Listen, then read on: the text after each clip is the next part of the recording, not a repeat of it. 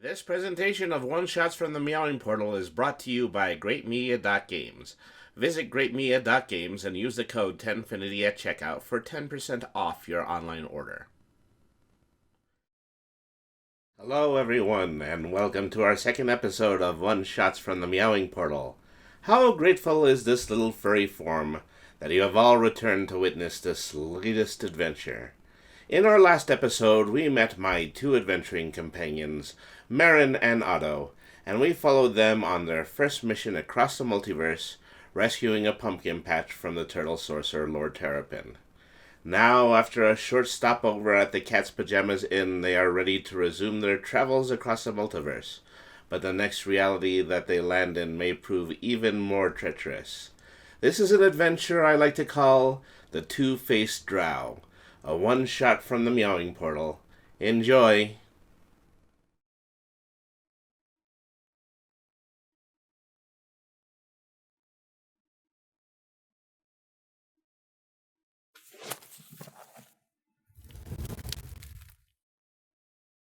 Hello, everybody.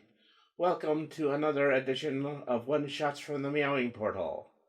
I am Brainy, and I'm your dungeon master, and I'm also your adorable 1 foot tall cat mage. And with me is at Marin Mermaid, playing Marin Corlanth, our Triton Bard, and Game Night 00 as Autodoc Blue 37. I think I got the number right. Yes. Yes. Our Warforged Cleric. Life domain cleric. Life Domain Cleric. Yes, absolutely. That is very important. So we're pretty good healing wise, but I think we already established that from the last episode. Yeah, we sure did. And it came in handy to be so healing oriented because otherwise Otto might not have made it through that pumpkin patch of Oh, doom. yes, that's true. So that brings me very neatly to last episode's recap. In last episode's recap, Marin and Otto had decided to answer the call given out by several dozen flyers that Brady had handed out all throughout the multiverse.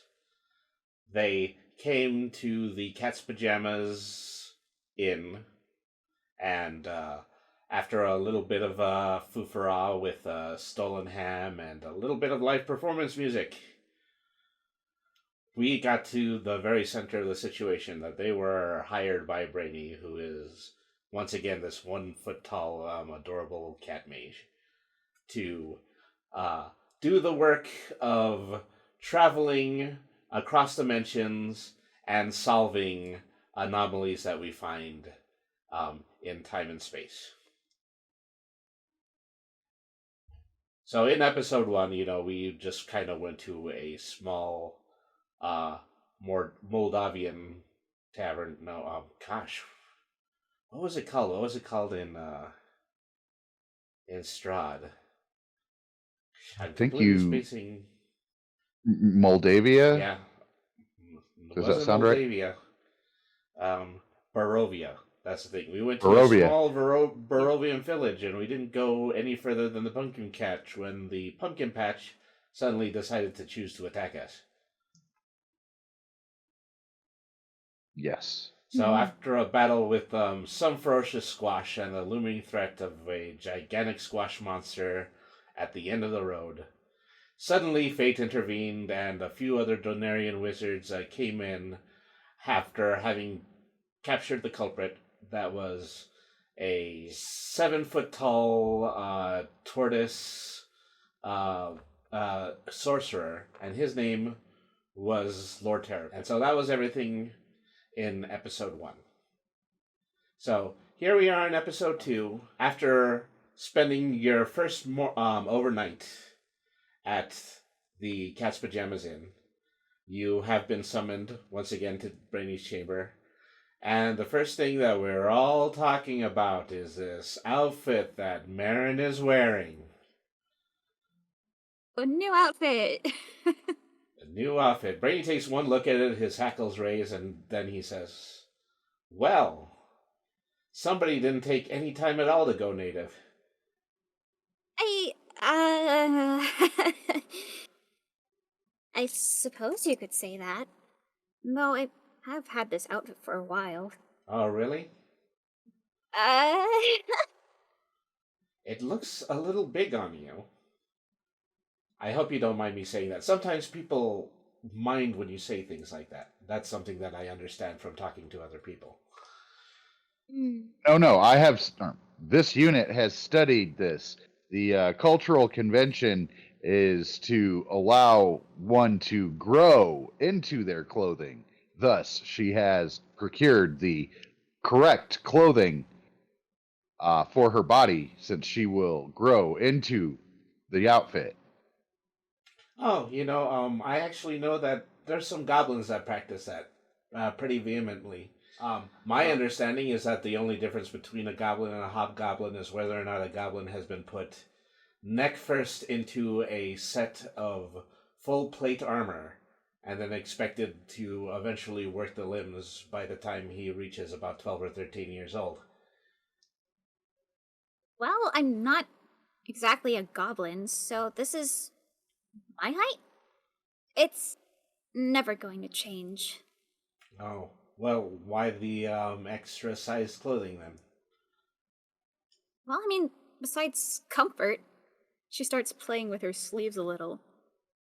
Actually, this was technically a hand me down, I think is what you call it. A hand me down. Yeah, I've been searching for someone. Who might that person be? The owner of these clothes. I wanted to ask before, but I'd just gotten so caught up with everything. Would you happen to have seen a water genasi around here before? A water genasi. I've seen a few, to be perfectly honest. What specifically did he look like? Well, the last time I saw him, he was around my height. Honestly, I was surprised. I'd never met anyone else from the surface before. He looks so similar to us, but yet so different. He doesn't have the trademark ears that we do, but he still has the same color of scales. His eyes, I'd say they're a bit of a dark blue rather than gray. And his hair almost looks aquatic? I'm not quite sure how to describe it. It's so different from anyone else I've ever seen.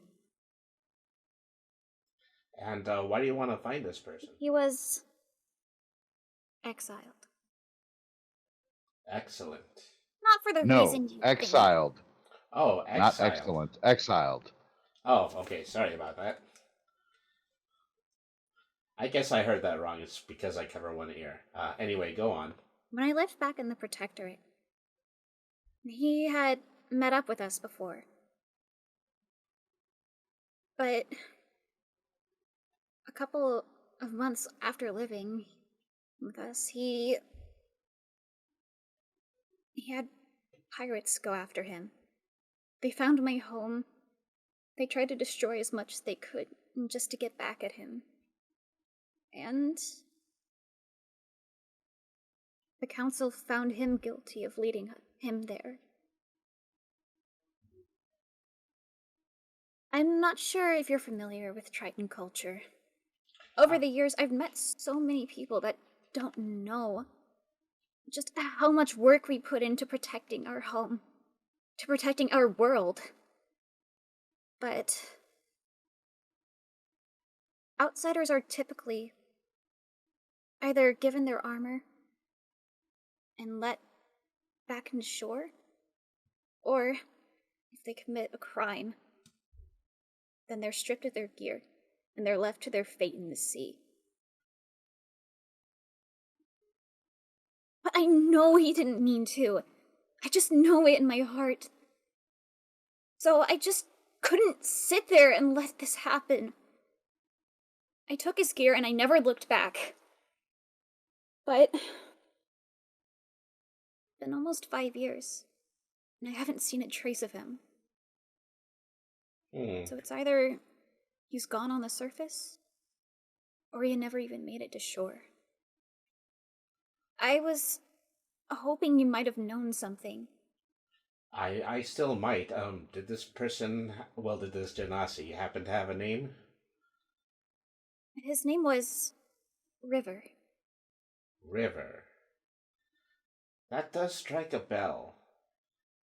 It, I can take a oh, moment and I can take a look at some of the some of the portal entry logs that we keep around here, and I'll see if he had happened to come through. That would probably be the most logical first step.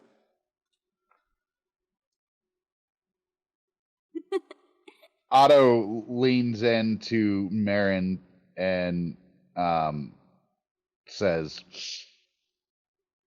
would you like this unit to initiate comfort protocols? comfort protocols? Comfort protocols engaged. He goes and tries to pet you like a pet, like a cat, and he's going, there. Despite the It will oddity, be okay. Marin accepts this. She's surprised. The protocol is actually a lot more soft than she had expected. I know I don't have any problem with it. She had expected his hand to be very hard and metallic, almost jerky in movement. But surprisingly, he must have been well programmed because it almost feels as though she's being pat on the head, not just a bonk from a piece of metal. Some kind of a weird up and down, slow moving metallic motion. And now you can hear a lullaby emitting from within his chest cavity.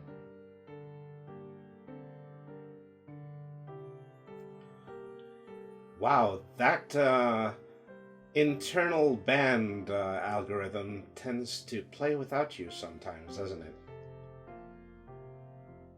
Is this part of the protocol? Yes. I'm sorry. Affirmative. This is part of the protocol. Would you like to mute the lullaby? No.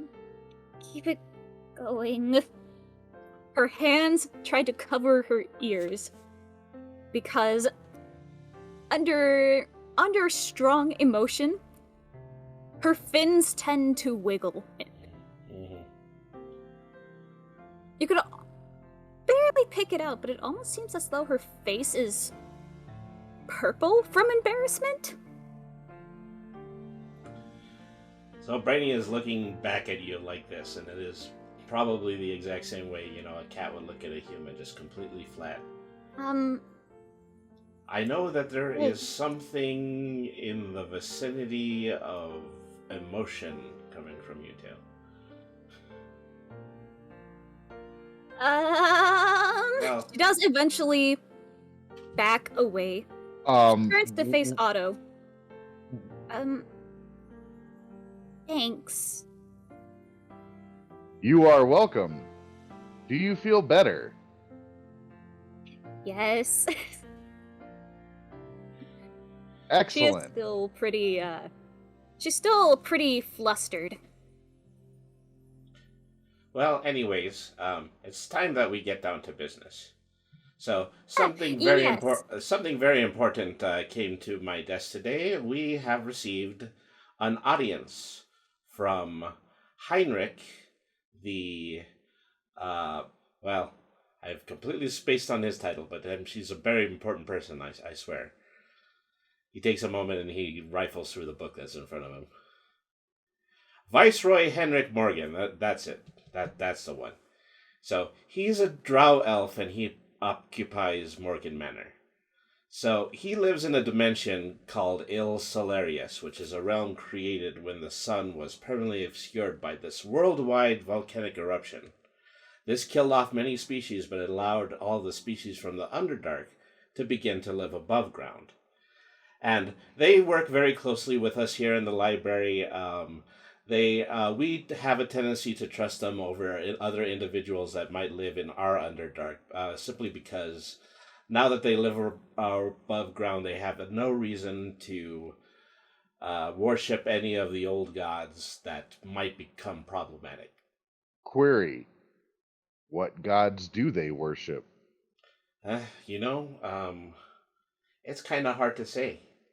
They've really just become that benevolent. I certainly hope it isn't something that they're going to share with us, but anyways. So the Viceroy wants us to come and investigate some strange noises coming from the closed off catacombs directly below the castle. So some of these catacombs are the ones that were closed off in order to permanently seal the Underdark from the above ground in this realm. This might just be a false alarm. It's not an incident where any potential monster, infernal, or abomination might be coming up to the Viceroy's cellar. Are we going to be okay to be there? There isn't any extra provisions needed, is there? Well, I believe that, if you feel the need to get some extra provisions, I have procured 30 gold from the Viceroy is a slight advance payment. So I can go ahead and I can give that to you. And together with what you have earned at the inn and the uh, from your last adventure, I would say that you have about 63 gold. So just before we disembark, you guys are free to go back to Metaluna and purchase any provisions that you want. I also going to give you the name of a potion maker that I personally like. She has her healing potions on sale at 30 coins a piece, which is a substantial discount. Well, I suppose we might as well go. All right. Well, while you are out, I'll be here, and you hear a voice from the back. It's bellows, Brady. And so from the far corner of the building comes the drow elf that you saw in the hallway before.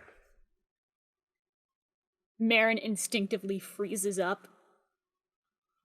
So Brady immediately starts scampering to him. Okay, yes, sir. Sorry, sir. Just right away, sir. What is it you need? If it's anything that you need, do you need anything? I'll be more than happy to oblige. And they start talking, and they're talking in a very muted manner. They don't want to. Let you in on specifically what they're discussing. Leans in to Marin and asks, "This is his commanding officer?" I suppose so. It doesn't seem like they want us to hear. Could we just leave? Yes, let's away. Okay, so you guys decide to leave through the portal. You find yourselves back in Metaluna. So you're free to get any equipment you want, and the equipment prices are listed in the player's handbook, posted inside of the inside of lore section. What kind of shops do we got? I mean, so let me say. Well, the Principality of Metaluna. Unfortunately, I don't have the images for this. The Principality of Metaluna is just a very wide and very vast and very varied. Very varied. That's something I actually came out of my mouth.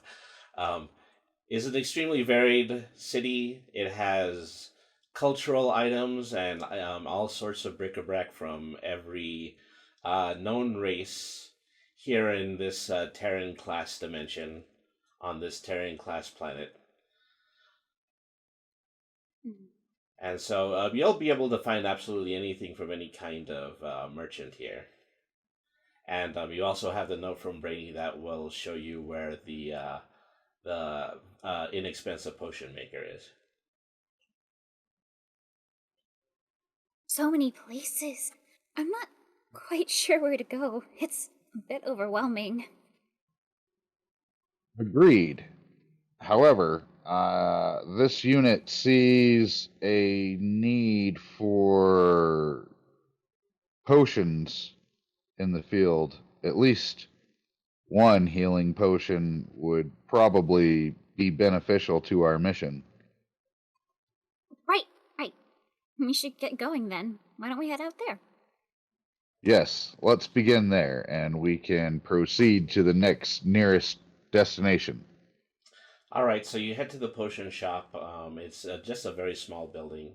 When you open the door, a bell rings. I've seen this. Greetings, shopkeeper. We have come to purchase items from your shop.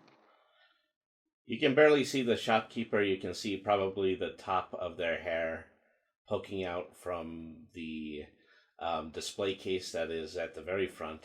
You hear a voice that goes, "Hold on," and then stomp, stomp, stomp, stomp up some stairs. And then she's standing on top of the display case. It's a goblin. She is probably like about 2 feet tall, and she has lots of scraggly red hair. And it also happens that she has this gigantic lollipop that is stuck to the side of her face. Hello there. My name is, Marin, and this is Autodoc. We came here from Brainy's? Oh, Greetings. Brady. Okay, I know exactly what you're looking for. And then she tromp down the stairs and then back up with 3 healing potions. So this is your first time here, right? Yes, that's indeed the case. Okay. Well, ordinarily, I will sell Brainy's friends these at 30 apiece, but I think I can make it a little bit better. What if I give you all 3 of these for 40? All 3 for 40. Yes. I This could work deal with that. is acceptable. Oh, okay. There you are. All right. Then let me jump back and I'll pay for it. So Marin puts her coins on the table. So the goblin it looks up to you. She's still shorter than you, even when you walk immediately up to her. Understandable. Say, yo, Thanks for a second as she puts her pouch away. Oh, wait, thank you. Yo, well, tough one, aren't you? Tough one? Yeah, usually I expect people who have entered for Brainy to just be a little bit more soft. He's a little deer heart. Say, he wants to do nice things for everybody, but I get a little bit worried about him because it really is a scary world out there. Many scary worlds. I suppose. I hadn't run into too much trouble since I came to the surface. There were the pumpkins that did not behave as pumpkins. Those were troublesome. Oh, you mean the pumpkinoids that are always created by Lord Terrapin? Oh, so you know. Oh yeah, it's probably one of his oldest tricks. I wonder why pumpkin specifically then. Well, he can animate most living things, and it probably just isn't up to in his interest to animate all of the existing animals. So he mostly works with vegetation. Yeah, you want to go over and see him? What? You mean he's here? Well, he's not here, but he's yoked up in the middle of town square at the moment. She turns to Autodoc uncertainly.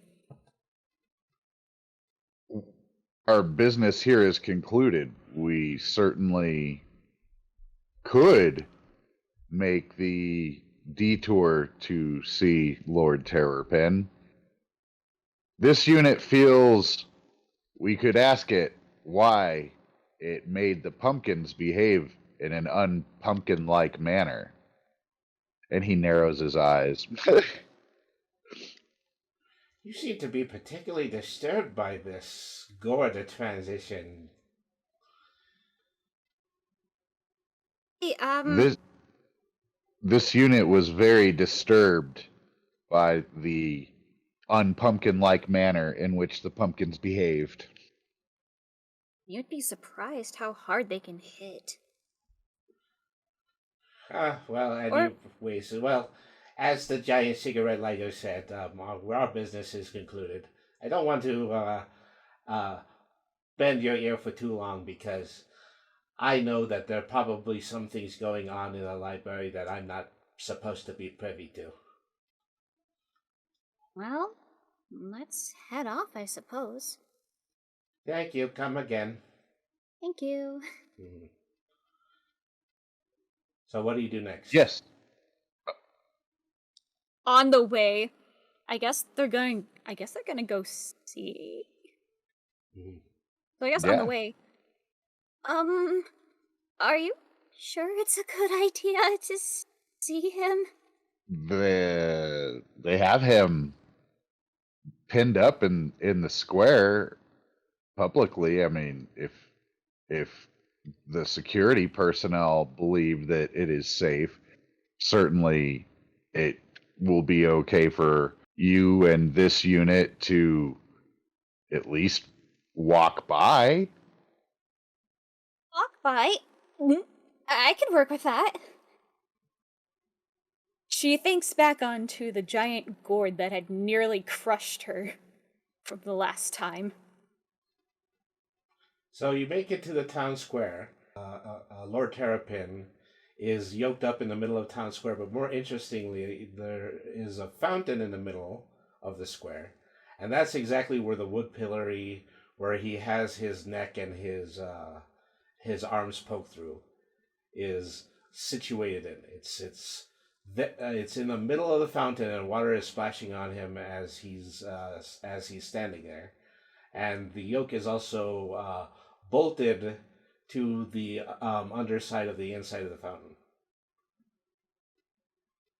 And what an odd choice to put this. Why don't you take a picture? It'll last longer. Um, Otto steps in bodily between Marin and Lord Terrapin, and he completely eclipses her with his massive frame, and whispers back to her, "This unit will protect you." Marin just looks up completely in shock, I guess. She peeks over, not over, like from the side to see where Lord Terrapin is. So I mean, he is, just yoked in the very center of the fountain where the water is cascading on his back, and you can see him pretty clearly now. He's 7 foot tall. He has a tuft of brown hair that's tied upwards in a samurai top knot. Um, well, mostly turtle-like, except for the fact he has a couple of leather spike gauntlets that are on his wrists and are on the bottom of his feet, and the ones that are on his feet are shackled at the moment. Otto. Oh, yeah, sorry. Sorry, you go first. Otto arches, one of his mechanical eyebrows at Lord Terrapin and says, You are the one who made the pumpkins behave in an unpumpkin-like manner. Explain why." Why? Why? Well, because I wanted to take over the pumpkin patch. Could you imagine how many vegetables I could animate if I were capable of getting my hands on all of the vegetation in Barovia? People would starve. Chaos would reign all through the cityscape. It would be glorious, but they don't let me. The Denarian wizards, they're all up in arms about preventing me from doing anything too unnatural. Then they drag me back over here and yoke me back into this fountain, which happens to be the fountain that I was born in. And they just keep me imprisoned here until I can manage to escape them again. You see, it's a little thing that we do. It's a little bit of a caper, you might say. She peeks out behind. A bit of a game? Oh yes, well, the wizards of Deneria are quite fond of their games. I'm pretty sure that now that you are in their employ, you've been privy to a few of them. You're working with the cat, aren't you? And so, what if we are? Nothing. Just say hi to him for me. Once upon a time, he actually did believe in my prowess and my ability, but unfortunately, I went rogue, and well, here we are. I see. So just make sure that whatever he asks of you, that you do not cave into madness as well. Marion pulls Autodoc by the arm. It's very ineffective of actually dragging him away. Let's just He go. Let's just go. allows her to pull him away. And he's like, would you like me to re-engage comfort protocols? Nope, let's just run. Okay. And so he starts running to keep pace with Marin. Mhm. And so, yeah, you pretty cleanly get away. It didn't even seem like he was interested in chasing you or anything of the like. And you find yourself back in the middle of the town square. Is there anything that you want additional that you want to get from the shops? I'll leave that up to Otto because I already spent the gold. Yes. Actually, I wanted to look through the handbook real quick. Sorry, give me just 1 second. I had it pulled up on my. Is there anything that makes bright light that I might be able to get my hands on? Well, there are a few things. I mean, your standard torches. Let me take a moment in order to pull up the link for the viewers. All right, so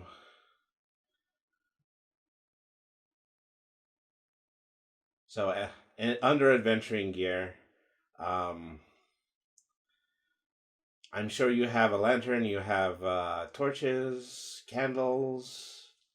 I'm thinking something more along the lines of something that might throw, say, magical daylight. Something that might throw magical daylight. No, I don't believe that there's anything like that. There might be a spell. And in the event that there's a spell, it might be better instead of going through the shops in order to probably just ask Brainy about it. Does Otto have dark vision? Otto does not have dark vision. Oh, ho, thus, ho. So this means he'd be dependent on Marin at that point. Mm-hmm. Yes. So Otto is interested. If there's no means of magical light generation here, let's see about a lantern while we're here. Yeah, because all I've got is a candle. All right.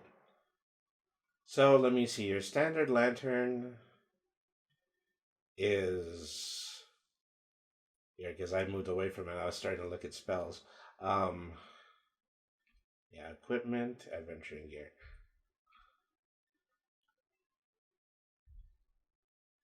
Goodness. Okay. Well, Yeah. So they have 3 types. Standard lamp is 5 silver points. Probably only has 1 or 2 uses in it. A hooded lantern is 5 gold points. That's the standard type of lantern.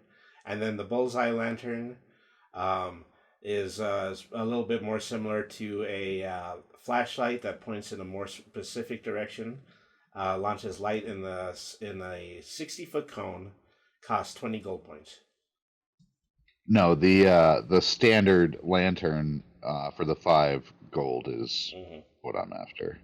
And so, you're able to find a merchant of a general store, and he managed is to sell that to you right away. Okay, get away from the browser. All right. And um, I also well, I guess Marin's with me. Would you also like one of these? Hmm. I mean, I do have a candle. And back when I lived in the reef, it wasn't really that hard for me to navigate in the deeper waters.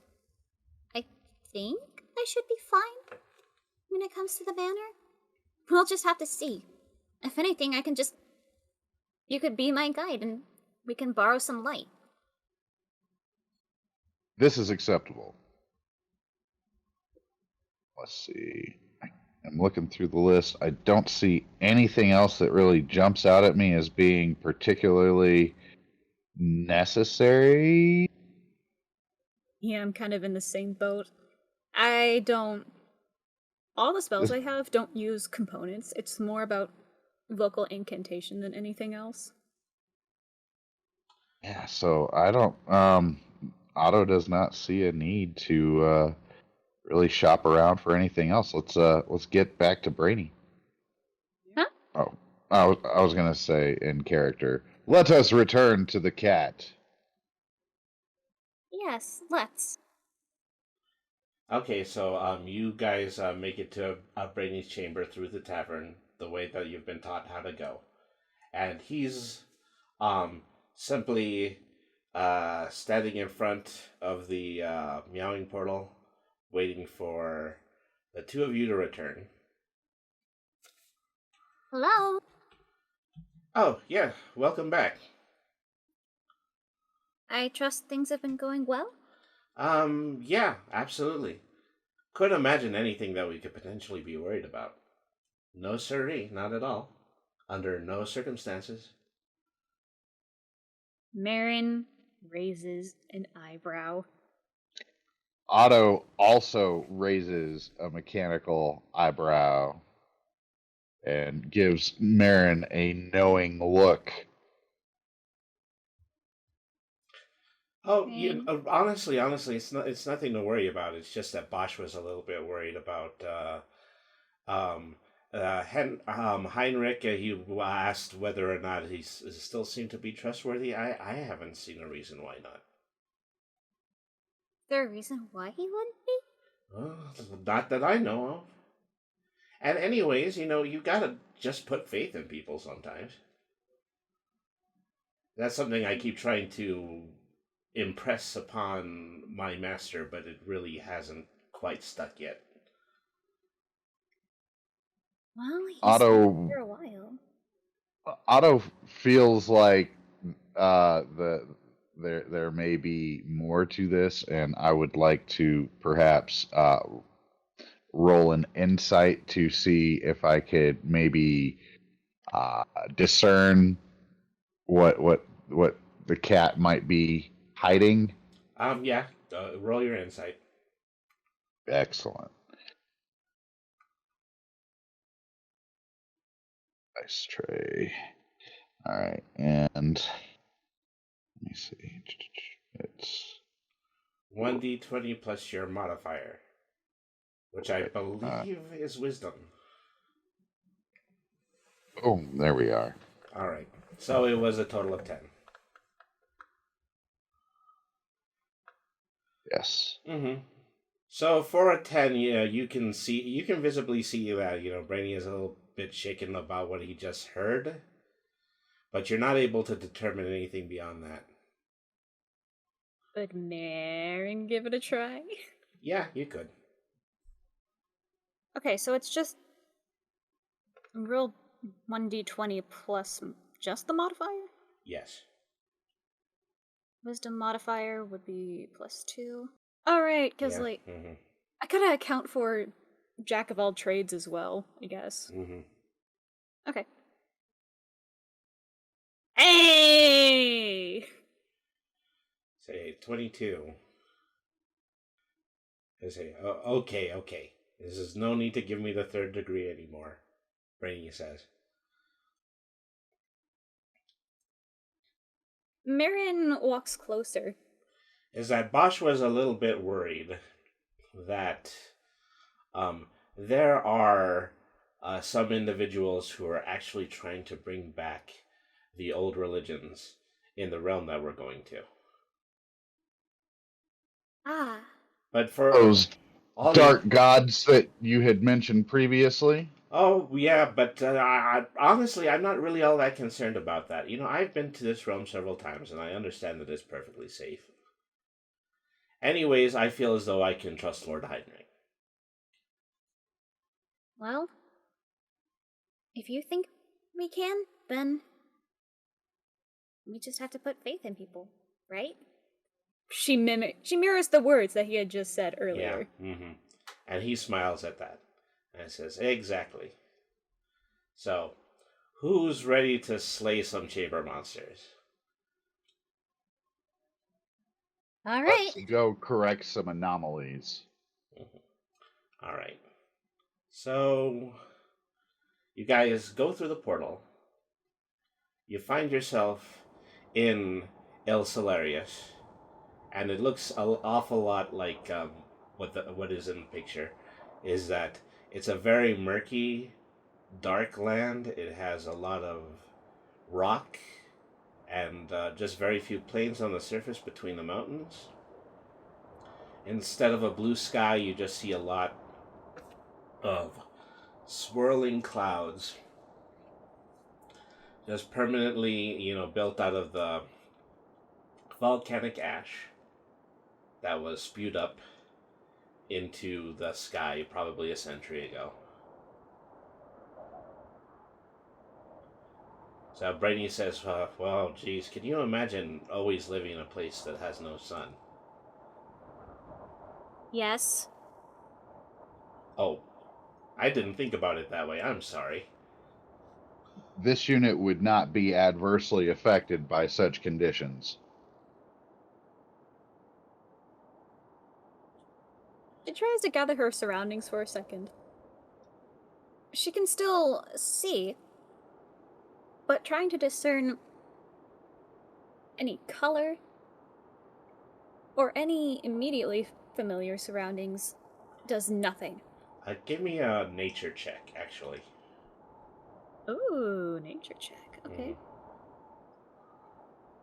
So, yeah, you're looking around as best as you possibly can, but you don't really see anything in the way of vegetation. While you're looking in this way, you occur that there are absolutely no birds chirping. And anything that actually looks like grass on the ground is probably just like a moss or an algae. She smiles, as macabre as it is. It almost feels like home. Mm. Well, life goes on, as they say, and I'm more than certain that they have um, been able to make the best of their situation. And so, as you continue to follow around down the road, you eventually see um, this man. He's a bald man, and a drow elf. So his skin is the usual ash gray. He has really, really, really long hair in the mutton chops and in the bangs of the areas where his hair hasn't fallen out. So he has a pair of leery-looking eyes and a pair of arching eyebrows, and he's wearing a very ornate Eastern-style robe. And Brady immediately goes up to him and says, um, Heinrich, how's the great big hairy lot of you? And Heinrich says back, oh, well, it's good to see you again, Cat. I knew that I would not be able to procure the more efficient members of the of the wizards of Denaria, but it's probably not even going to be necessary given what we're going to try to do. What are we trying to do, sir? Well, it's just... Great. So he leans in a little bit on Marin, and he tells her, I don't want to... I don't want this to get out, because it would be very bad for my reputation. But there are a significant amount of us Drow who are very, very concerned if there are any echoes coming up from the underground for any reason. So, if there definitely is anything other than a beast downstairs in my cellar, then that would probably be pretty devastating.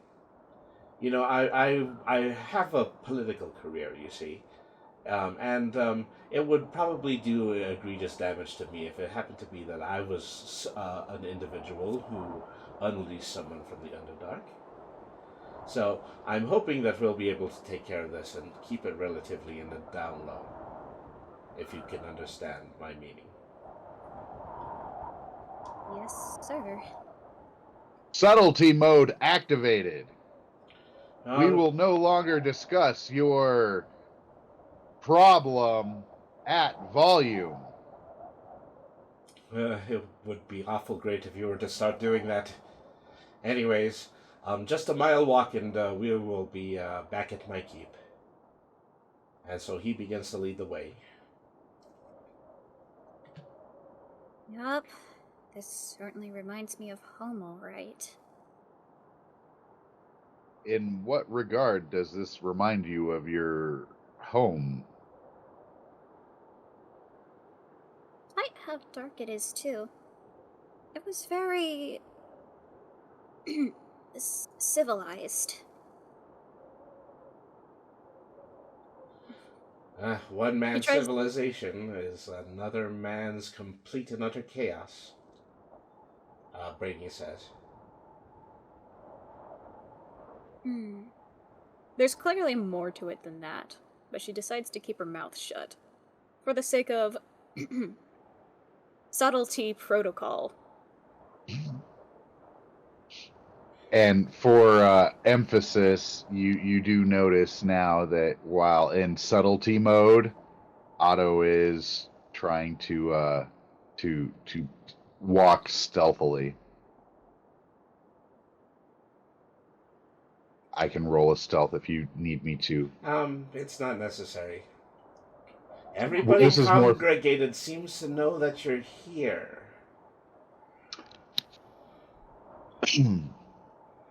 Knowing that Marin has also not been able to suss out if there are any animals or anything in the vicinity.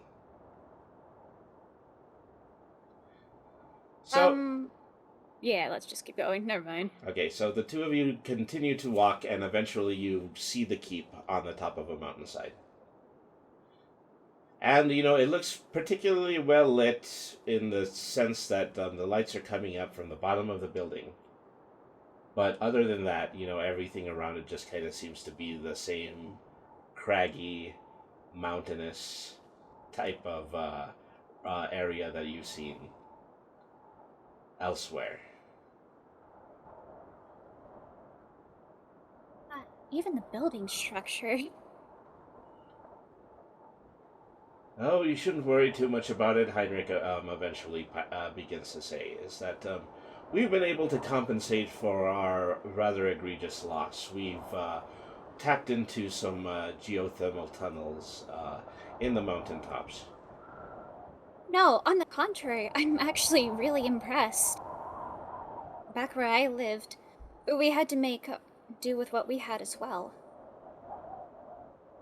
So we'd typically carve out of mountains, or, barring some very careful cultivation, even some of the plant life here made for humble abodes. Well, yes, I have to admit that it is very good to see Brainy and his cohorts here again. So many of you have been of races that no longer watch these plains. The Tritons, in particular, eventually suffocated when all the volcanic ash had landed in the ocean. She cautiously holds her neck and also tries to find her gills, located near her stomach. Mhm. But that isn't anything that should concern you, unless you're planning on doing any swimming. Swimming? I hadn't even seen many bodies of water since I came here. Maybe it's for the best. Bodies of water still on your world? There are, but unfortunately, it's probably um, just as desolate as many other areas have been left.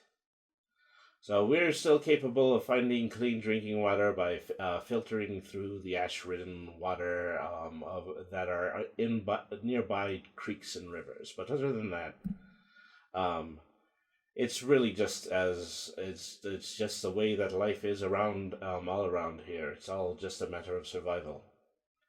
And so by the time that he makes that he reaches that conclusion, he's able to open the doors at the front of the chamber. And so inside is what you would expect to see, just like a pretty standard stone palace, red carpets on the ground, a few chests of armor, shields, coats of arms on the wall. It's not much, but it's home, Henrik says. The decoration is immaculate. Uh, And this coat of arms. Trinkets. Mere memories of what our lives once were. As I know that it was more than likely that this keep once stood atop a Terran fortress that was occupied by humans, all of which went extinct. This change to your environment has proven most fortuitous to your species. I say, just like anything that has been admitted to the Drow, it is as much a blessing as it is a curse. But anyways, I do not want to depress you too much with the circumstances of my welfare. Say, I believe that you have a chamber to check. Let us go and see what is in the chamber.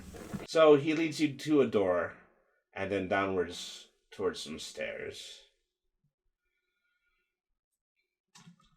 And so it is a particularly long and just straight stone staircase that is led across the wall. You virtually feel like you're entering a dungeon. So finally, you reach the bottom of the stairs and you're able to see the cellar. So Otto you find yourself in the turns first on landing. his. Oh, sorry. Otto turns on his lantern. Please continue. Oh, there'll be no need for that.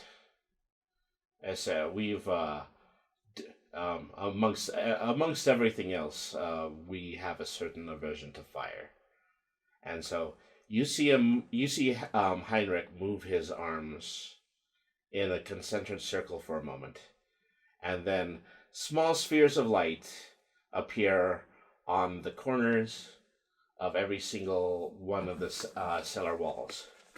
Fairy light? Well, to use a certain phrase. So I'll leave you guys to it. Don't hesitate to run back to me if you feel as though you need anything. And then he just takes two skittish steps back up and closes a door behind him that's at the base of the stairs. Do you get the impression he knows more about this than he wants to tell us? I'm not entirely sure. He did seem rather fearful of that lantern.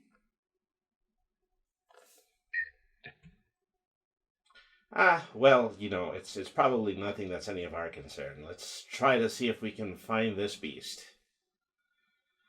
And so Brady, he makes towards the first corner. Looks left. Looks right.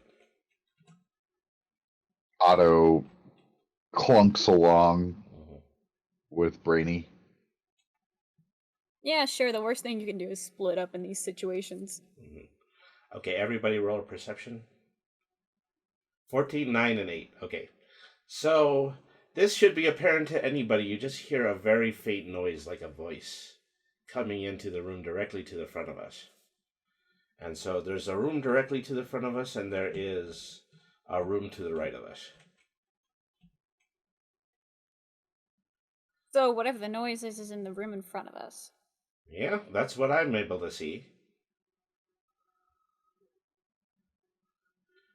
We should. I mean, you said it's a voice, but can we make out what it's saying? Roll your insight. It's a pretty good insight check. Mm-hmm.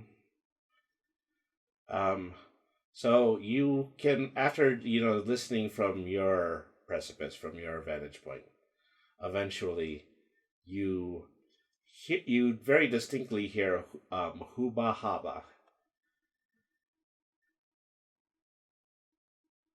Looks at Marin. Huba Haba. Huba Does Haba. this- It's goblin.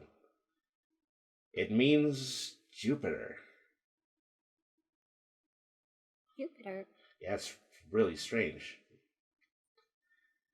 If it's a goblin, then it's just saying Jupiter. And so as Brady begins to ponder this, he begins to walk rather nakedly towards the next room. Oh, wait, Brainy! She follows quickly after. Follows as well. So, Brady tries to. So eventually, you reach the corner, and there very clearly is a very small goblin that is hanging out next to where some of the foods and provisions are down here in the cellar. And he says, "Huba Haba."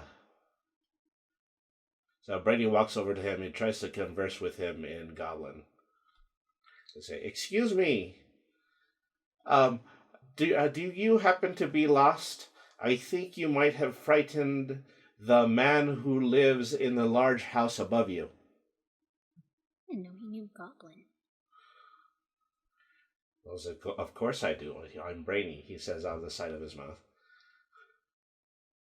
He says, "Hooba haba, hooba haba, hooba haba, hooba haba," and he goes all the way into the next room. Again? Oh, that guy is fast.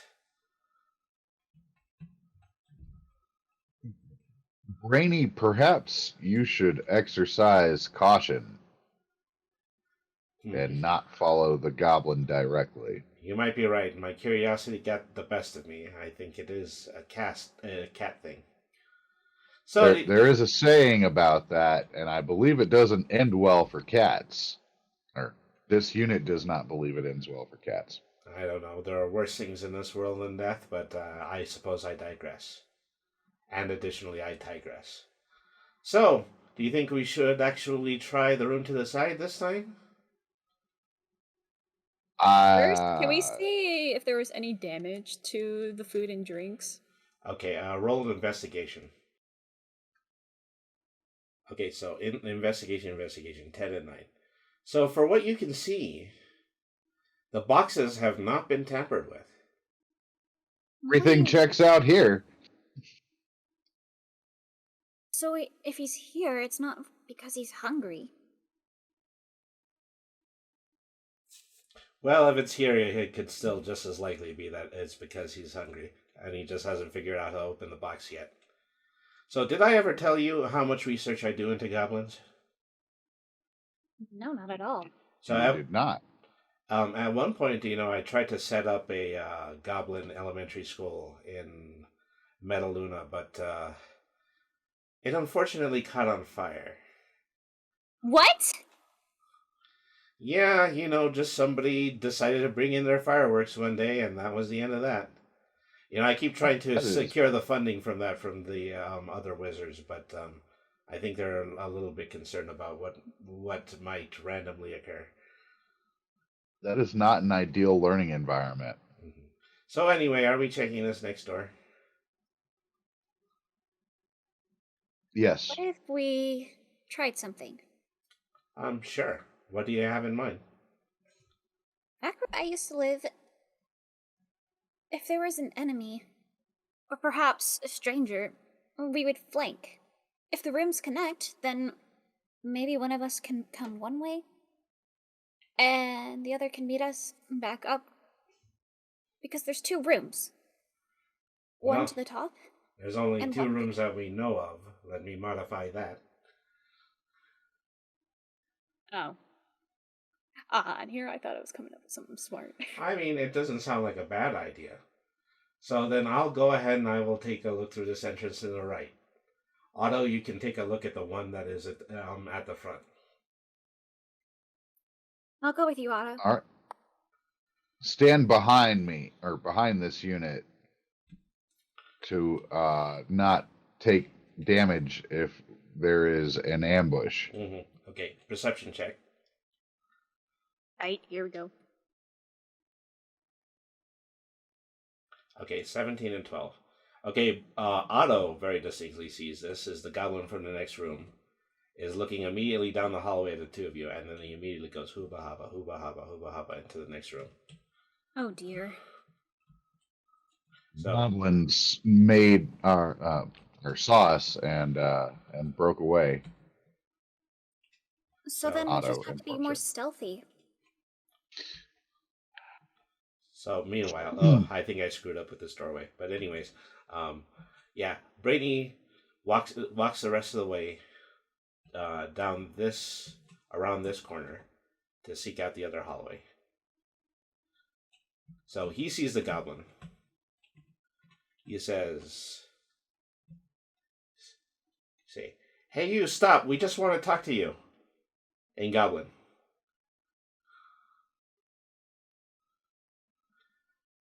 But then then he hears that and he still continues running. Hooba haba, hooba haba, hooba haba, into the next room. I'm picturing subtitles popping up. So Brady walks back into this other room.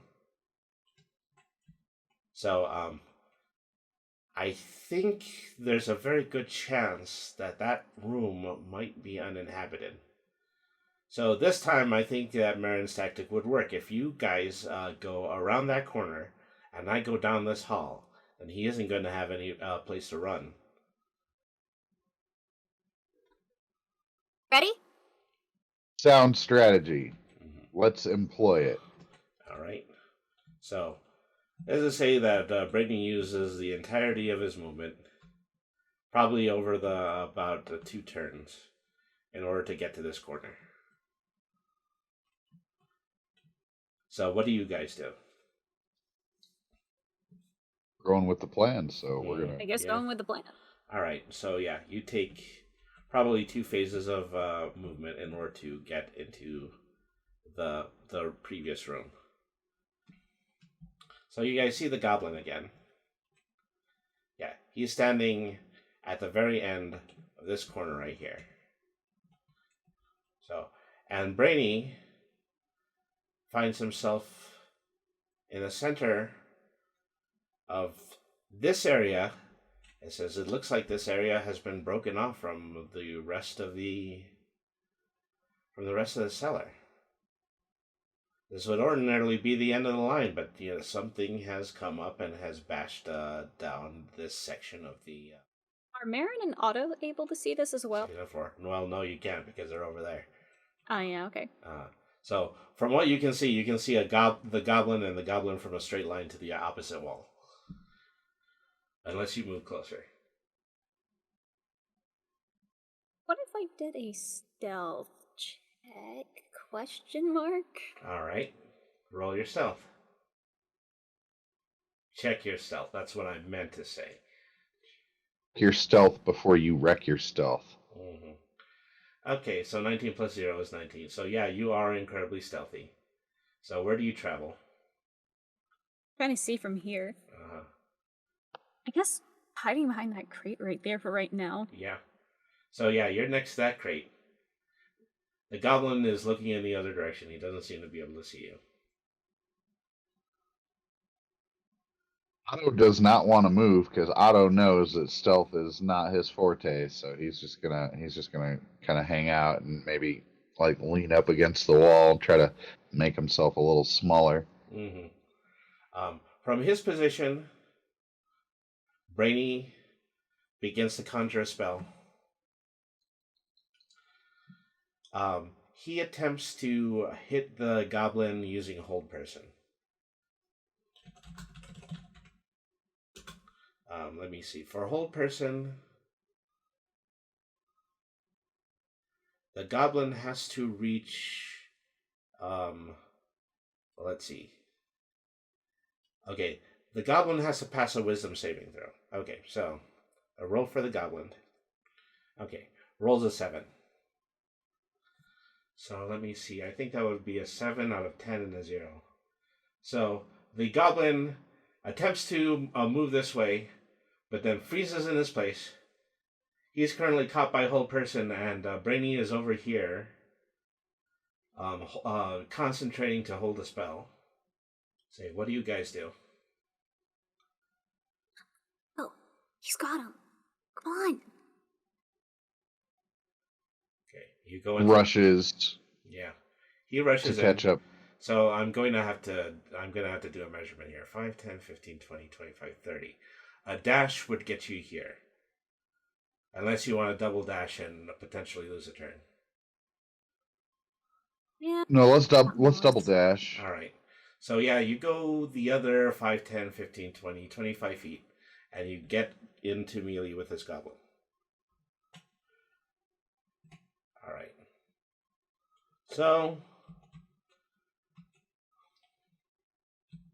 perception checks. Perception checks.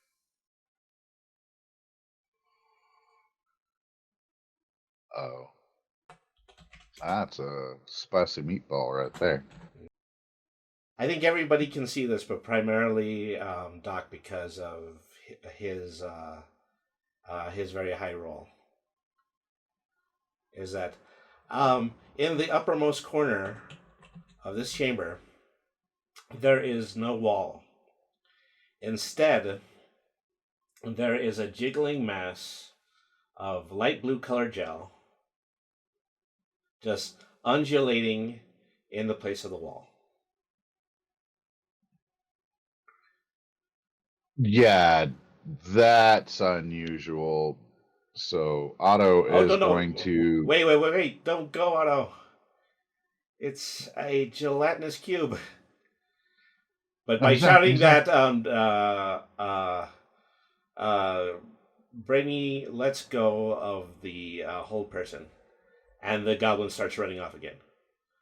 As he leaves, are you going to make an attack of opportunity? sure. Let me think about what I can do. Mm-hmm. So roll targeting with your mace. We're gonna hit the goblin? I don't necessarily want to. So let me see what I got then.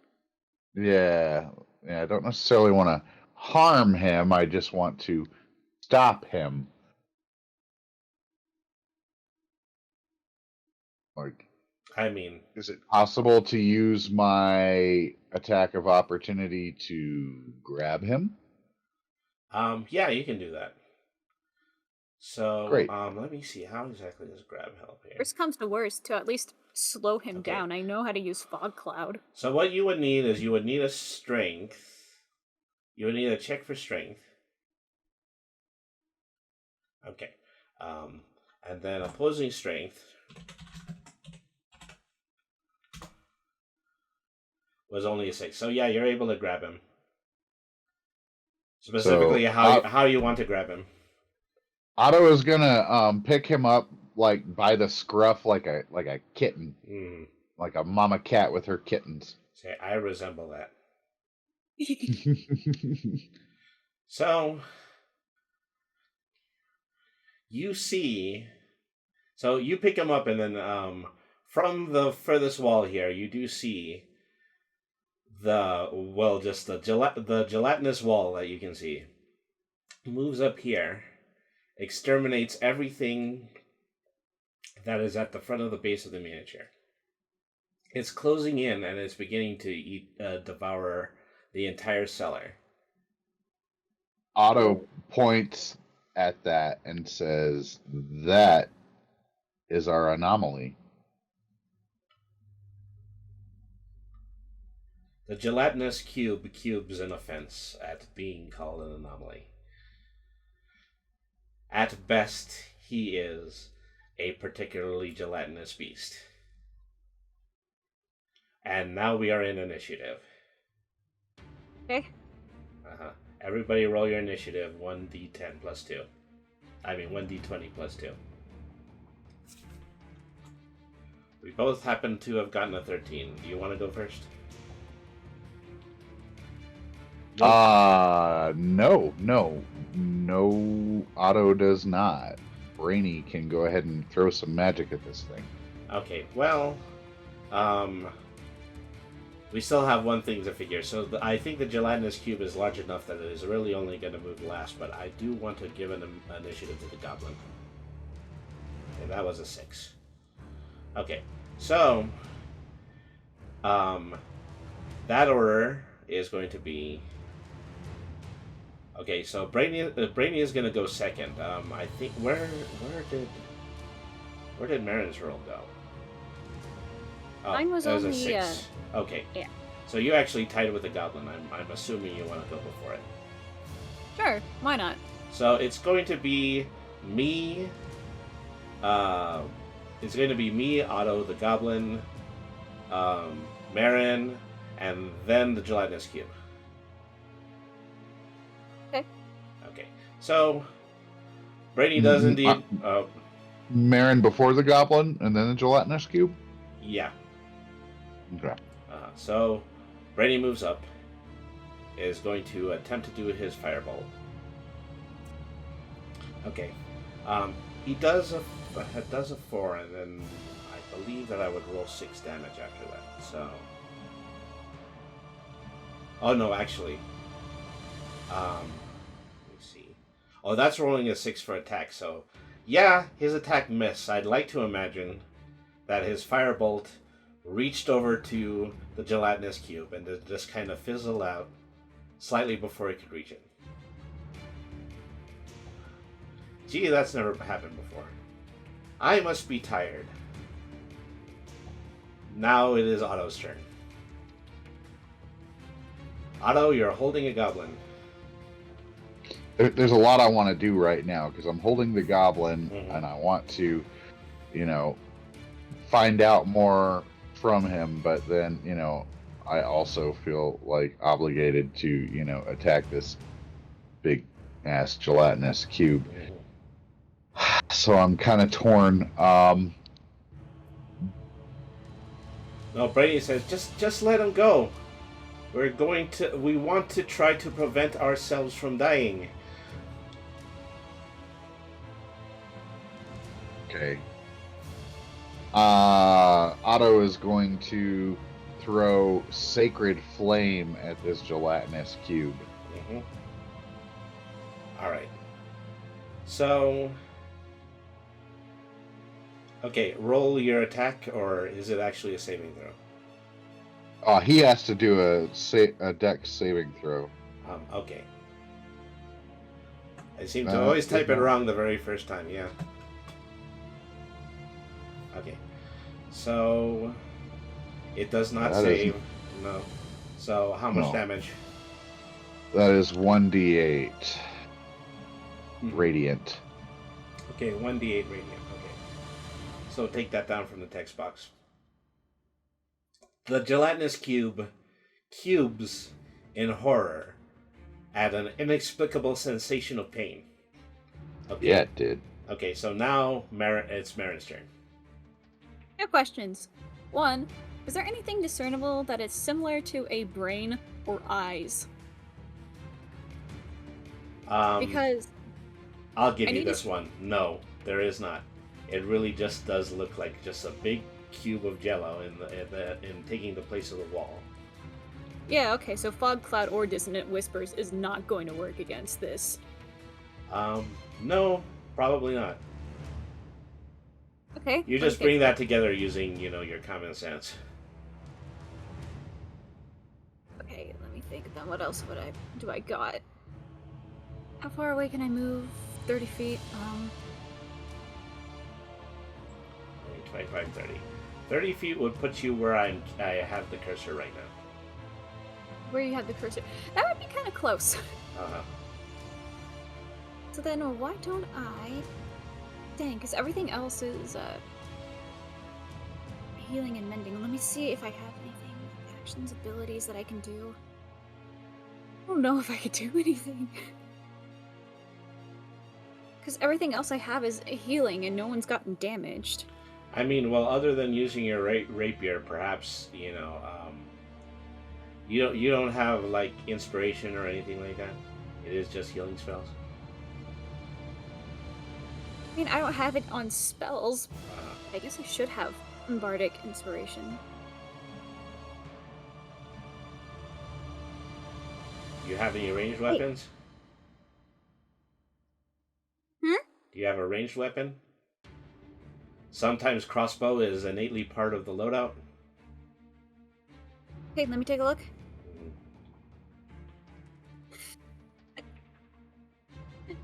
No, not unless I can throw a dagger. No, probably not, unless you're trained at it. Okay, then let me think of one more thing. Would a... Oh, that's at the 5th level. Dang it. I can't... Okay, I got one. Maybe. Does it? Is it capable of speech at all? Roll your intelligence. Okay, because I know Abyssal and I know Primordial, so... Check... What was it again? Intelligence. Yeah, intelligence, yeah. 7. You can't be certain whether you know a gelatinous cube can talk. Okay. We're off to a great start.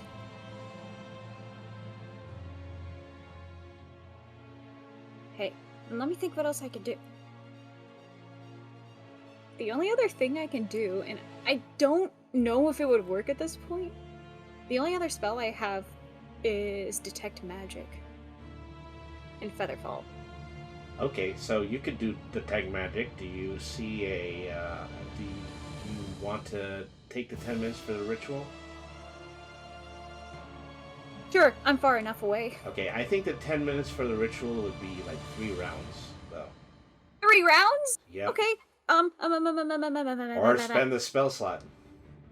Huh? Or spend the spell slot, and then you can do it instantly. Spending it. Alright.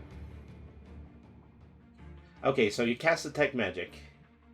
The interesting thing is that you do sense a faint presence, and it does feel like it's necromantic, and it is not coming from the cube. It is coming from an enormous distance away from the cube. Well, what does it mean? Like further to the north. It would, if you were to try to pinpoint its location. Or no, actually, I'll let you do that in another turn if you want to try to do that. Yeah, okay. Okay.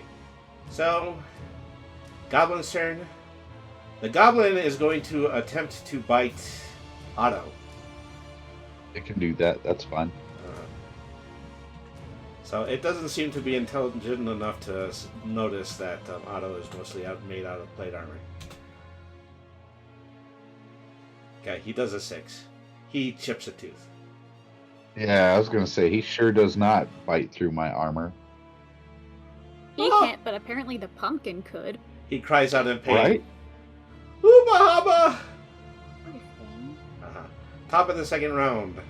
Okay, Brady has come to the conclusion that he cannot kid around with this thing. He is going to cast level 6 magic missile. 4, 3, 1, 4, 2, 3, 1. So 4, 5, 6, 7, 8, 9, 10, 11, 12, 13, 14, 15, 16, and 17. He does 17 damage to the gelatinous cube. Team. So it cubes in a consideration for its own mortality. Oh, it also has moved up. I'd say it only has moved up by this much. And so you see the box where Marin is standing. The wall is actually standing up right against that box, and you can actually see it sizzle as the gelatinous cube begins to devour it using its acidic skin. Okay, now it's Otto's turn. Doesn't want to get close enough to this thing to cast a touch spell. So Otto is going to throw Sacred Flame, but not at the cube. Since this thing is moving up the wall, I want to set some of the environment on fire so that it will, maybe do more fire damage to this thing. There is a bit of a caveat to that, is that Sacred Flame does not actually do fire damage. Oh. It does radiant damage. It does do radiant. But, okay. I am near a box over here. Can I attempt to set it on fire? Yeah, okay. So you're going to just use a standard fire, or are you going to use a torch? I never extinguished my lantern. Can I use that to catch this thing on fire? In order to do that, you would have to throw the lantern. It's more than likely that you would have to bust it. Okay. Alright. You throw your lantern. That crate catches on fire. So, if you had like, so just let me situate this. Okay, you had the lantern on your belt. Mm-hmm. And then you threw it. Mm-hmm. Okay, so that is, I'm still making determinations whether you're holding the goblin. Alright, so now it would be Marin's turn. No, actually, it would be the goblin's turn. Yep. No, Marin goes before the goblin. Yeah, I go before the goblin. Alright. So I guess I've been noticing that there's something up ahead of the gelatinous cube. But I don't know what yet. What would I need to do to see what's there? I tell you what, okay. I need a perception check, and I'm going to need it at disadvantage, where you roll you check twice, but you have to take the lowest number. You might be able to see through, and in doing this, you might actually be able to see through the gelatinous cube. I'm also going to have to move you. So you would have a total of 7. Dang. So yeah, you're not really able to make things out. Additionally, Brady chimes in here and says, actually, it's entirely likely that there's an enormous tunnel behind the gelatinous cube, because the gelatinous cube has probably eaten all of the environment leading up to this wall. No, but there's more behind it. I just know there is. I could sense it. So I still think you have a full action. I have a full action. Maybe I can do Bardic Inspiration? Yeah, that would be good. Okay. Okay. Yeah, I guess we'll do that. So quickly, she plays a little bit of a jaunty tune, and Brainy the three of them actually managed to gain 5 temporary hit points. I believe so, or 10, one of the two. I'll just say 10 temporary hit points at this juncture. All right. Mm.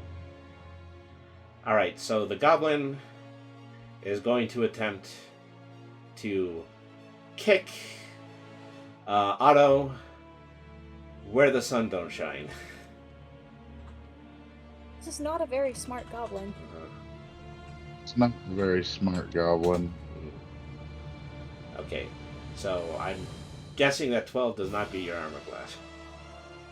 No, it sure doesn't. I bet he hurts his toe pretty good, though.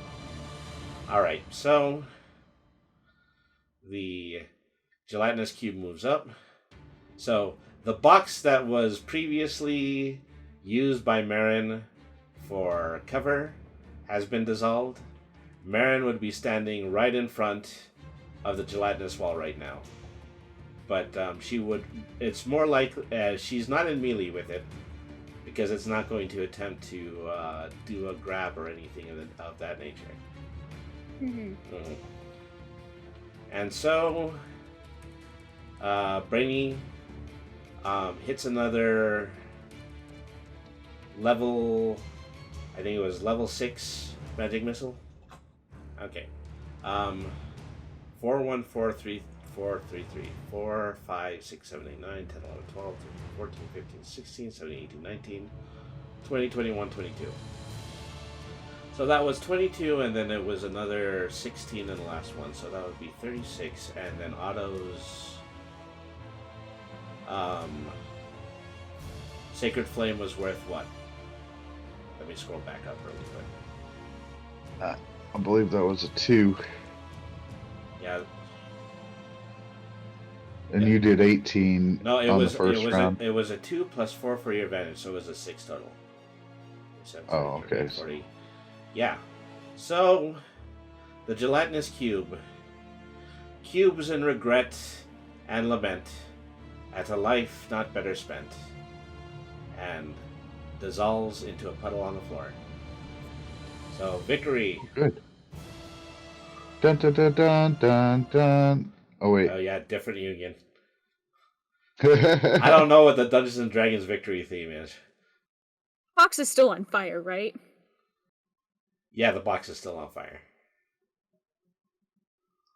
Damn, I broke my lantern for nothing. Kinda. Oh, well. Kinda. That's all right. Easy come, easy go. Mm-hmm.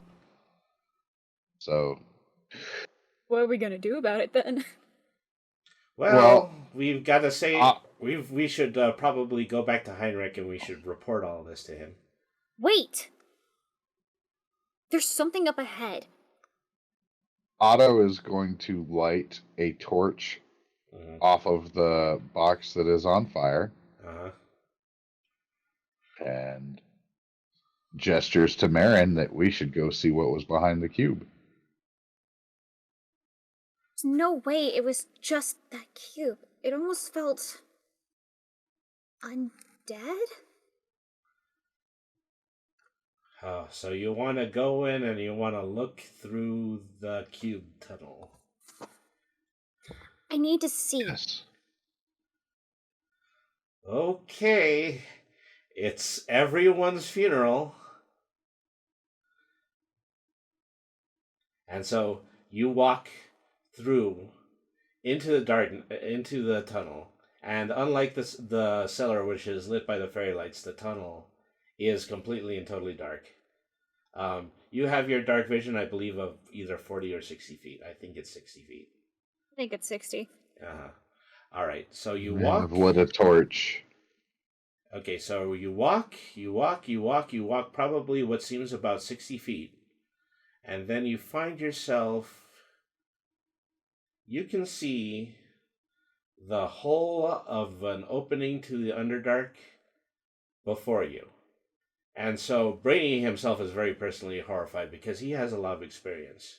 And he said to say, well, that, by gum, is the whole entrance to the Underdark. So I'm not entirely sure how much experience you have with it, but yeah, Brainy is certainly incredibly flummoxed by this. Oh dear me. Hmm. And that is where we're going to take our 10-minute break. Okay. Okay. Otto is actually real quick going to ask Brainy if he requires the comfort protocol. Let's say, let's stick a pin in that one, big guy. All right. All right. So we will be back, I would say, about 6:58 our time. Stay tuned, everybody. We're going to be back after this short break for the second half of our game from One Shots from the Meowing Portal.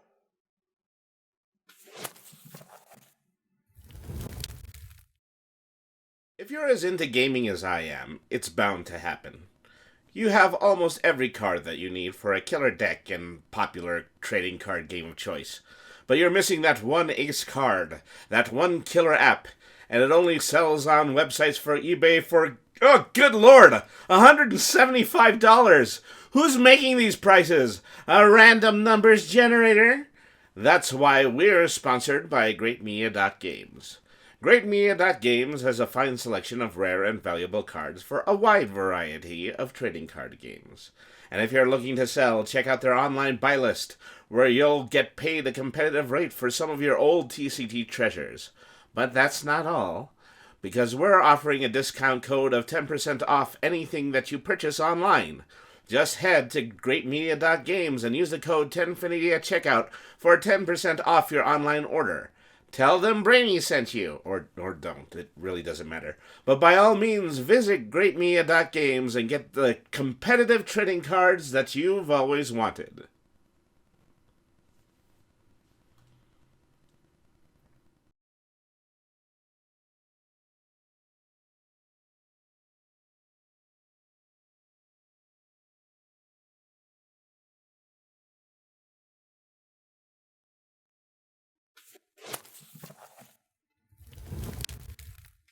Alrighty, we're back here with part 2 of this tale from One Shots of the Meowing Portal.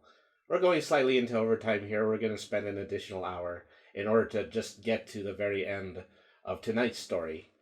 So, right where we last left off is that we slayed a gelatinous cube, and at the other end of it was the whole of the Underdark. Bum, bum, bum. So, this is exactly what Heinrich was afraid of. Amy, what is this?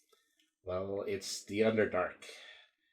There aren't a lot of constants in the multiverse, but it really, the fact that there is a dark, cavernous underworld just beneath the surface of of terra firma is one of them. And so the Underdark was a realm where the Drow and other Drow-like beings used to dwell, but the Underdark in this realm was supposed to be closed off eternally. Thanks Well, to then what is it doing in his cellar? well, it's probably was in search of the food. The gelatinous cube was making its way all the way from this pit to the inside of Heinrich's cellar. What do we do now? Well, we have to go back Is and there tell a him. way is I'm. there a way we can seal this? I wouldn't know, but uh, yeah. So yeah, we definitely have to tell Heinrich about this. As he might have a contingency plan. Right. Uh-huh. Okay, so you guys go back, and you speak to Heinrich again. Let me see where.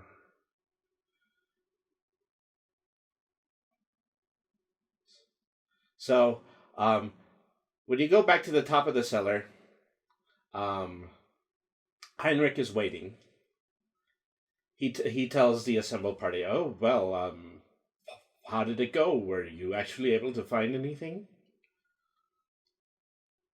Yes, we did.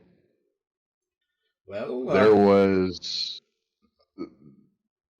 there was a gelatinous cube that was making its way through your cellar, and you have a bit of a portal to the Underdark at the end of the tunnel the cube made.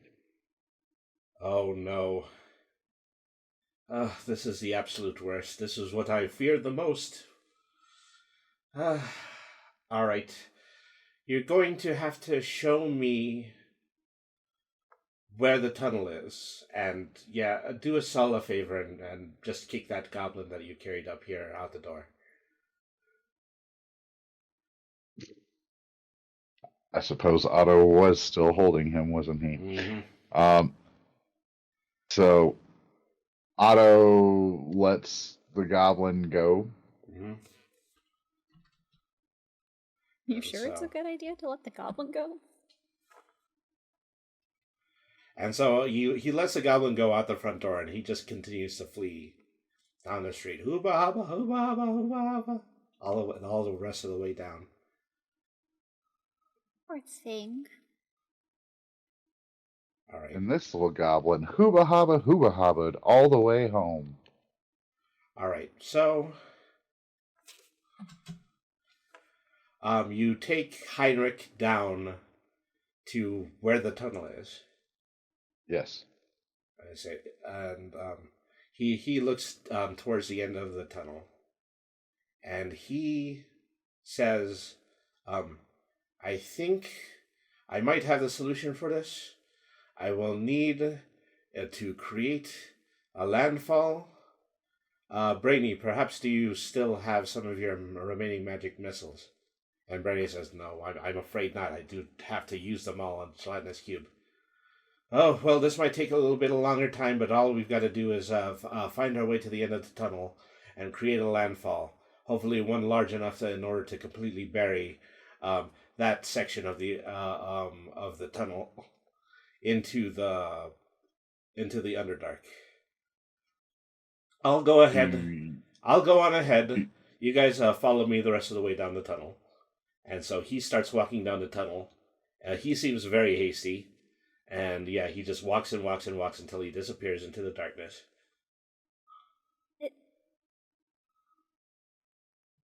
Rainy, wait. There's more to it than just that. What makes you say that? I couldn't make out much. But that cube wasn't just doing that of its own volition. There was something else in there. Well, of course there's something else in there. There's the whole of a great big ugly piece of underworld that could be teeming with all sorts of evil, infernal, and monstrous beings. But... I think I know how to... Being said, should Heinrich proceed alone? I know exactly what'll dissuade your concerns, and so he takes off his hat, and he begins to cascade around his hat with his paw, and he starts to begin to cast ritual detect magic. Okay. Otto does not wait around the 10 minutes for this ritual. Otto goes and grabs Heinrich before Heinrich gets too deep into this Underdark. Okay, let's see. You move. So how much do you move? You I have a movement rate of 30. Okay, so you can move 30 and attempt to grab, or you can remove 60 and attempt to be in melee. I am going to move 60. Okay, 5, 10, 15, 20, 25, 30, 35, 40, 45, 50, 55, 60. So you make it to the edge of the tunnel. You look down the tunnel, and Heinrich isn't there. He's already gotten way ahead. Okay. So by the time that... Shout for him? You hear the walls echo.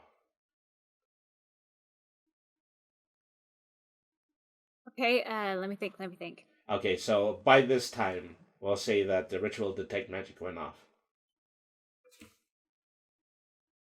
And so Brainy, peers into his hat, and he's starting to feel around for and get a sense of where there actually might be evil magic. And he says, "You know what? You're right. I do detect something very immediately necromantic in the vicinity." Word! That's what I'm looking for! Necromantic! Yeah. Well, I probably think we should get after Heinrich. I don't know. There's a good chance that it might get him before we have a chance to react. And he starts heading down the tunnel. Alright, I'm following. All right. So I never stopped waiting. I never stopped to wait for you guys. I continued after Heinrich. So yeah, you continue to walk, and all right. So you go down the tunnel. It's dark. Relatively, you can see with your dark vision just a 60 feet ahead of you, but it's still darker up ahead. Otto does not have dark vision. Otto does have a torch, though. And so, yeah, you're walking with your torch, and so you can see, just the 20 feet in front of you. And so you walk and you walk and you walk and you walk and you walk. It feels like an eternity. In the way of turns, you've probably gone maybe about 4 or 5 turns just going down this tunnel. And at some point, Brainy stops dead in his tracks and he says, "We didn't walk this far before." Huh. We didn't? We couldn't have. We've been walking for a much longer time, just like several minutes. I don't even need a watch. I can feel it. What do you think it is? I don't know. Some kind of spatial anomaly? Well, there's really only one way to find out, and he continues walking down the tunnel. And so you do start to see an opening just at the other end of this ridge, and you just continue to walk. And then you find yourself in a chamber. But it looks absolutely nothing like what you saw when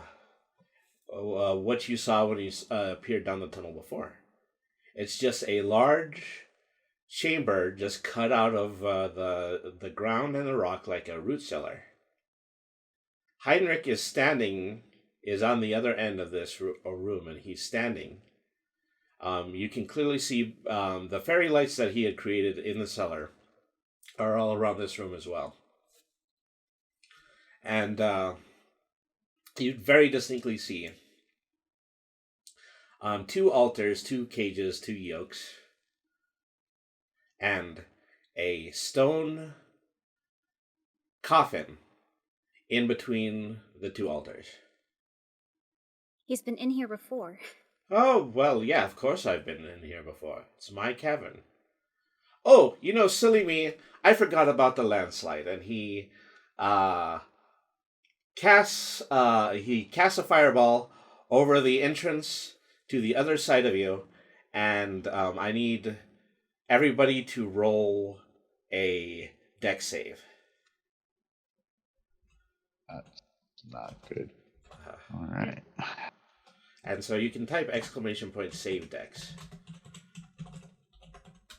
Or a save dexterity. If you want to be extra like me. Okay. So you guys see the fireball coming, and you guys all immediately duck. But the rock that is directly behind you has completely fallen through, and now you are stuck in this cavern with Heinrich.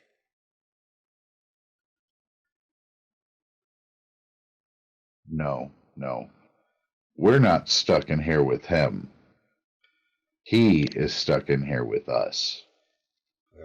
He is stuck in here with this unit, Brainy says out of the side of his mouth. Indeed. And Well, I was pull out hoping... the anomaly corrector and slap it menacingly against my other hand. Uh-huh.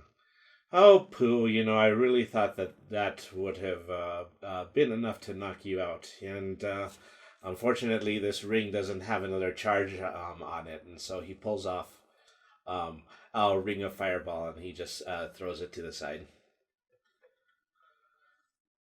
Not one of the spells that I'm most commonly use. So, Why?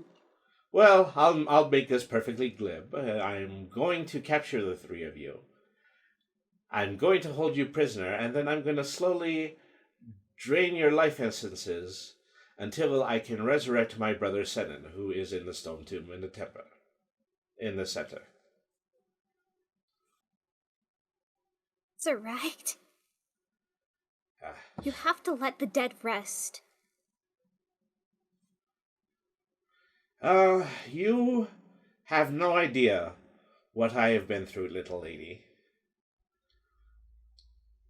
Trying to manage the whole width and girth of this bizarre anomaly of an underdark kingdom, all on my own.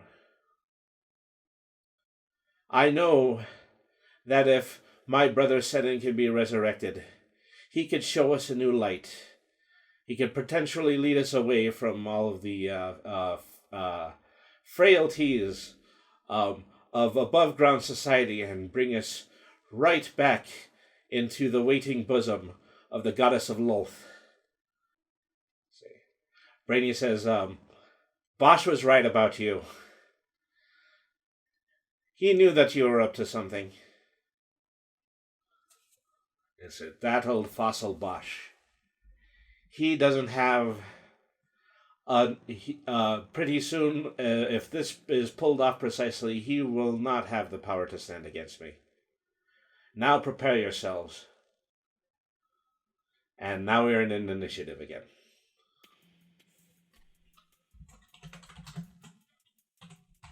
All right. Wow. So I'm a 6, you're a 4. And Otto is a 14. So Yes. He's clearly the one who's most dispirited by all of this. And so I will roll the initiative for Heinrich.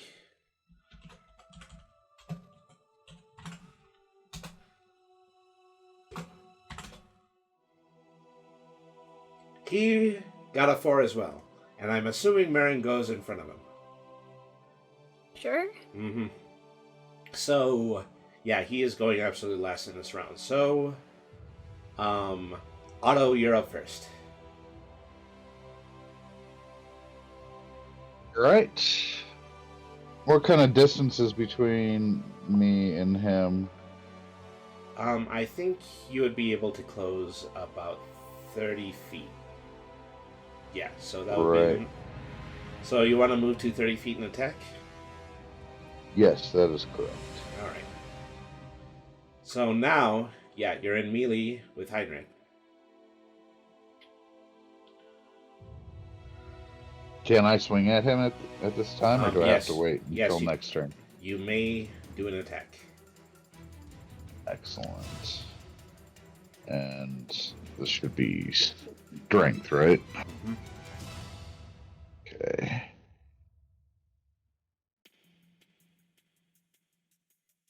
Oh, that's not great. No, unfortunately it isn't. Okay, so... What was I? Was I the 4 or was I the 6?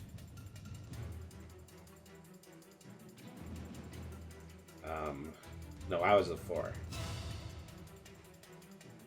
So that's the thing. I have to give both Marin and Heinrich an opportunity to go before me. Do you want to go first, Marin? Sure, why not? All right, so what do you want to do? So while Marin thinks back about her home being destroyed, she decides to whisper in her native tongue. A melody that, if anything else, would grate on the ears like none other. She casts a dissonant whisper. Alright. So, a dissonant whisper, I believe that one requires a save. Okay, so... Yeah, the save for is a let's make 13 wisdom. 13 wisdom, okay. So his wisdom is just a +1. Okay, so that is... So that is a 10, so he does not make the save, so roll for your damage. Yeah, let me take a look. Trying to see what I need to... 3d6, okay. Yeah.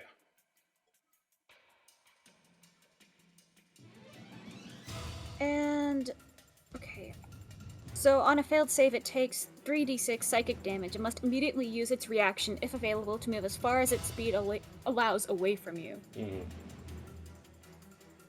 So that would mean Otto would also have some room away from... I suppose? I have to save versus this.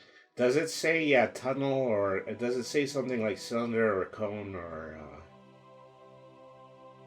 It just says, if available, to move as far as its speed allows away from you. The creature doesn't move into obviously dangerous ground, such as a fire or a pit. Uh-huh.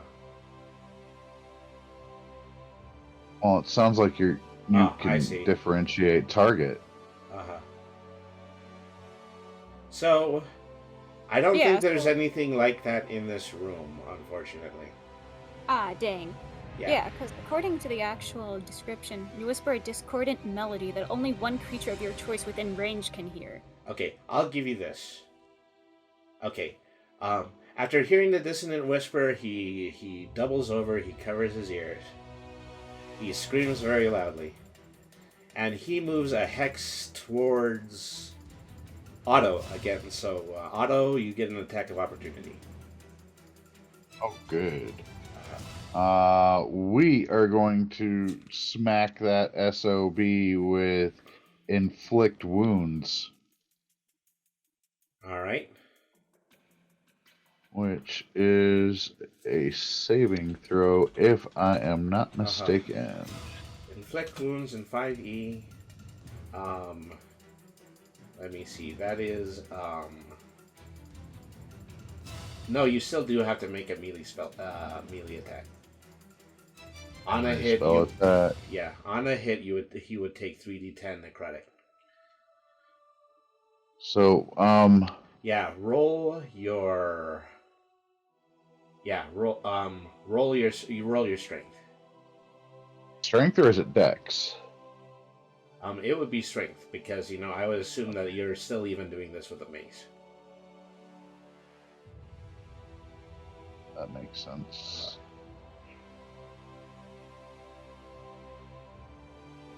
There's a wapow right there. Okay, so that hits, so now you roll 3d10 necrotic damage. Okay, total of 13 damage. Okay, so where does that put me? Okay. Alright, so... yeah, so he gets pretty devastatedly hit. Brainy is going to go...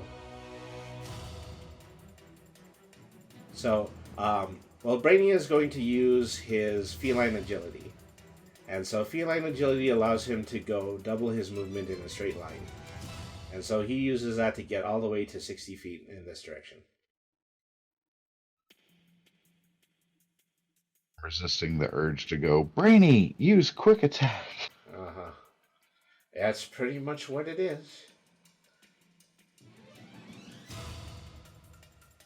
So I would do Fireball, but I think Otto is too close, so I'm going to do Fireball. Okay. So he does a total of 8 damage. Heinrich is not a happy camper. He is stuck battling with Otto. He's just taken a lot of necrotic damage. He has been set on fire from behind.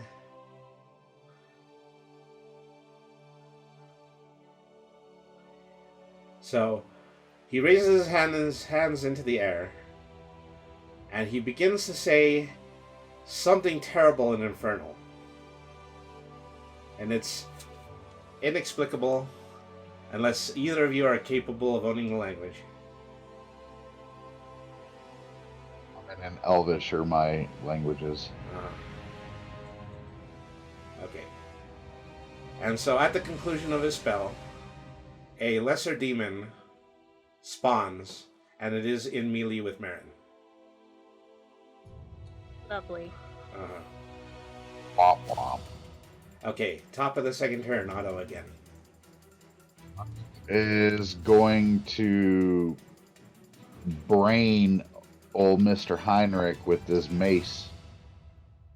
Alright. I resemble that remark. Ha.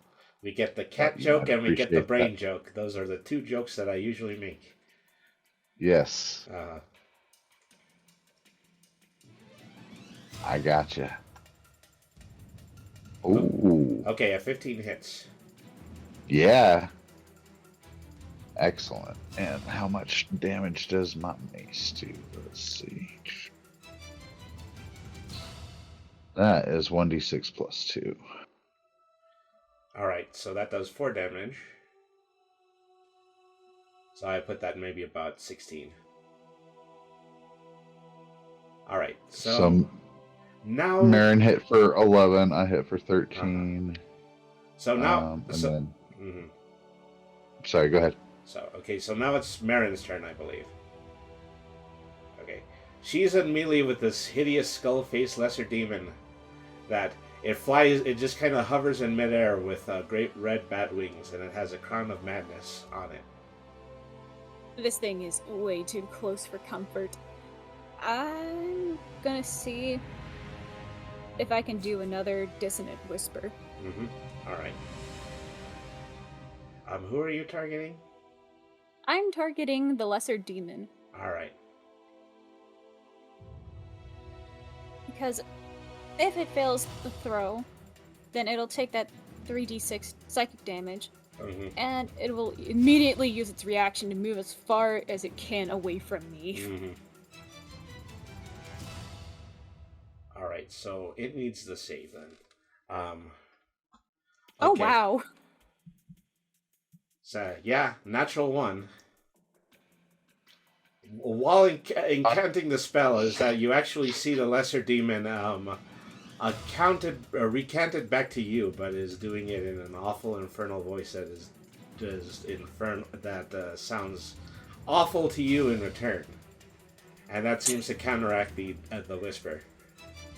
On the saving throw? Oh no, it didn't natural 1. I'm sorry, I forgot it was a saving throw. So yeah, it definitely. So it definitely did miss the save. So you roll your damage. I'm sorry about that. Okay. Okay. So where do you choose to move it? Okay.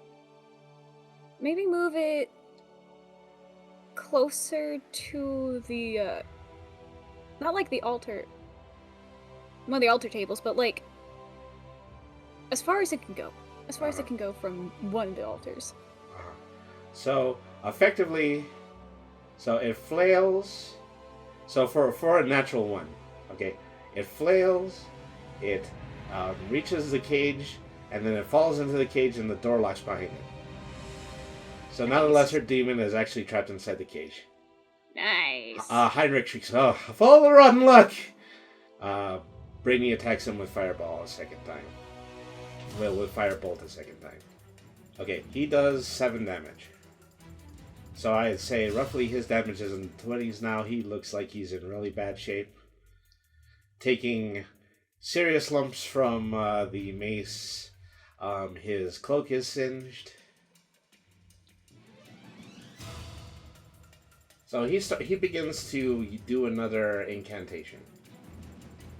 And I need Otto to make a dex saving throw. All right.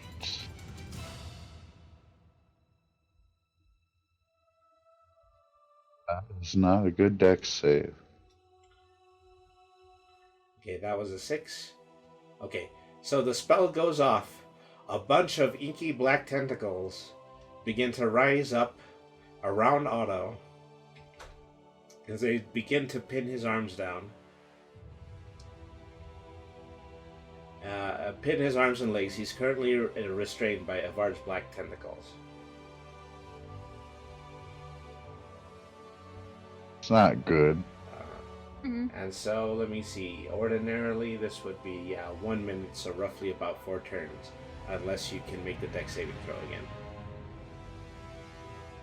So, after restraining Otto, he merely says, "Oh, why do you all have to make it so hard? Why do you have to make this so hard? I mean, perhaps you don't understand the conviction of a true Drow elf."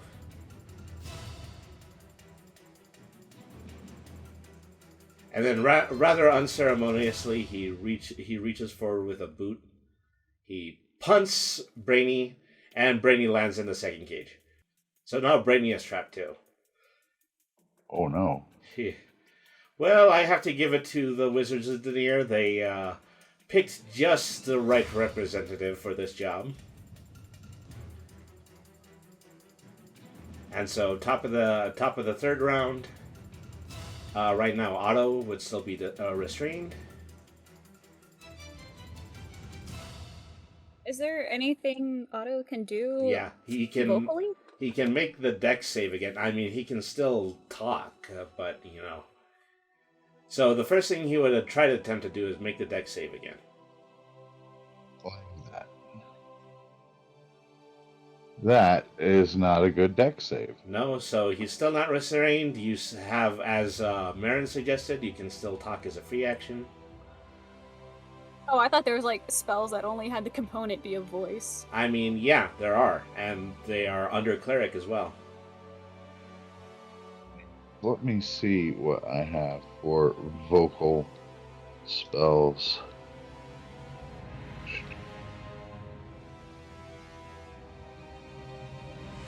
Well,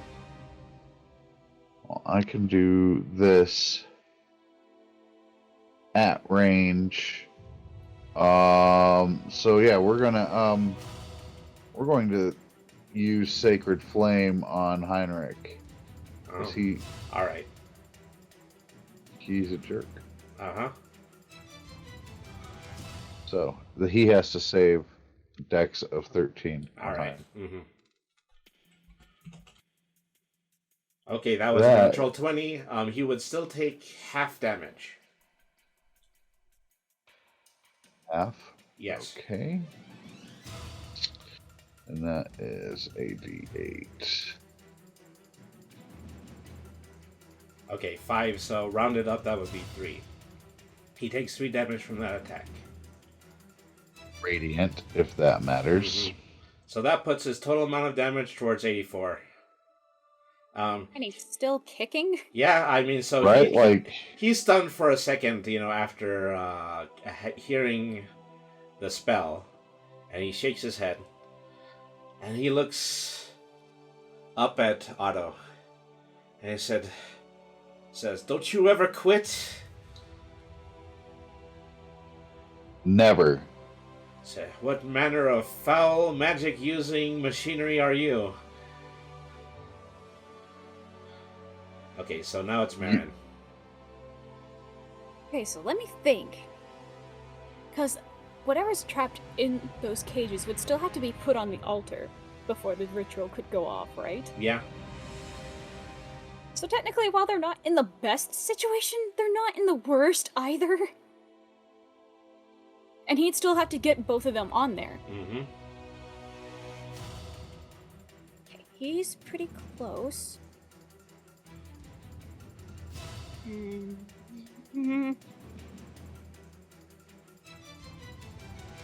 But the other thing I don't know is if everything he does is vocal, then it wouldn't matter anyway. Well, what are you gonna suggest? What's your idea? Besides me being so far away, the only other thing I could do was Dissonant Whisper. I was considering... Okay. Oh no, but that would require concentration for up to an hour, so that would make me useless if I tried to do Fog Cloud. Mm-hmm. So let me see if I can do Dissonant Whispers one more time. All right. On him. Okay, so I believe, yeah, I had to save for that. Mm-hmm. Okay. Was a 13, so he does save from it, but you do get to deal half damage, and you wouldn't get the effect. Okay, half damage.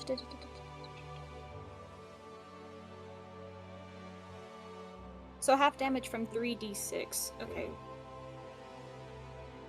So 11 divided by 2 is 5.5. Round up to the 6. Yeah, you would round up to the 6. So he takes 6 damage. And so despite, the fact that that was not the spell at full power, he starts to take a knee. He is starting to get pretty badly wounded. This unit doesn't quit, and neither do I. Stand down, now!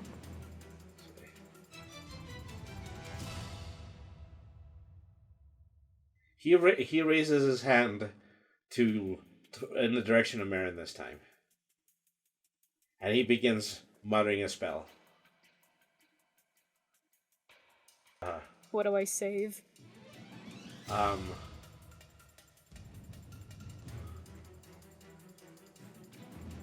So you don't save, he summons a second lesser demon.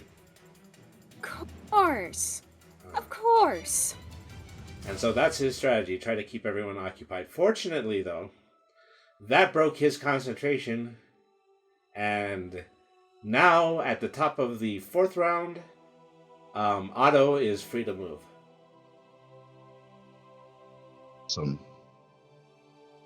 Otto is going to hit him with inflict wounds.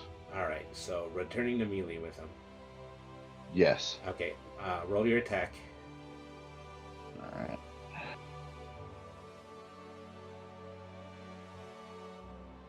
Wow, pow, that is a natural 20. Oh, yes, okay, so now you get to roll twice the damage. Yeah, I do. Alright, let's see here. Inflict wounds is 3d10. 3d10, so that would actually be 6. So roll 6d10 then? Yeah, roll 6d10. Or do you want me to roll 3d10 and multiply it by 2? Yeah, roll 6d10. It is supposed to be that. Roll 6d10. Okay. Gotcha. Okay, 10, Wah 20, chunga. 21, 22, 24, 25, 28. So 29 total. Yeah. So yeah, this was indeed the very last blow that he could possibly take. He goes directly into the ground.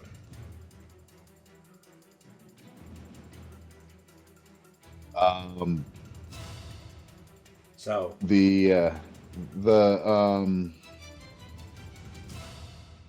Otto bellows out like Otto bellows out a wordless war cry. Mm-hmm. At his falling, at Heinrich's falling.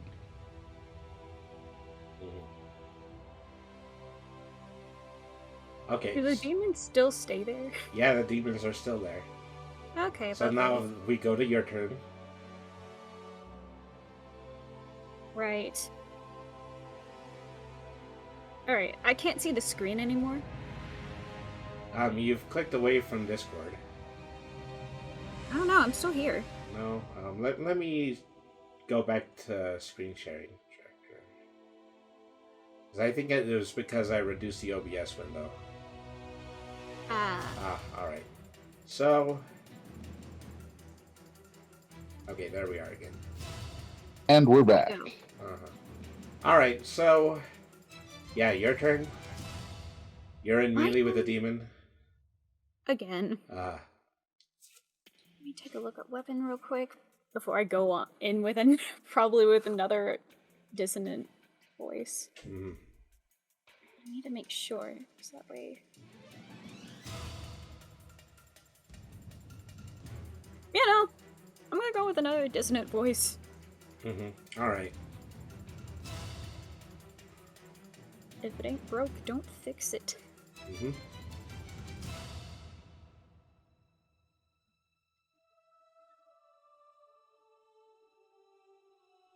Yeah. You gotta love your cantrips. Ah! It managed to save, but you can still inflict half the damage. Alright, so it only did 4 damage.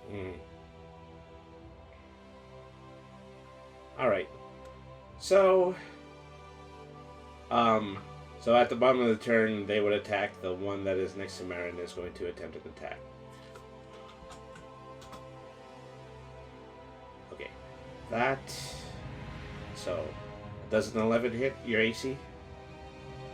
My AC, let me take a look at the Armor class 11. Yeah, alright. So... Okay, so this amounts to... Well, actually, just a bite. I rolled too much, and it's a good thing that the command didn't go through this time. 10 plus 2. Okay, so total of 4 damage. Oh. Yeah, you've been bitten by a small flying skull. Okay, top of the 5th round. Brainy says... from inside of the cage, Brainy says, let me out right now. Well, Okay. And that passes to Otto's turn. Otto looks between Brainy and Marin. Marin seems like she's on top of it, so Otto does a real quick double take and then takes off to go release Brainy from the cage. Alright. And so you walk over. So it's not even that the cages are closed, it's are locked, it's just that they simply can't open from the inside. So I need to really reach around here in order to get my avatar back. Okay, so Brainy, as soon as he gets out of the cage, he darts out. He grabs Otto by the leg.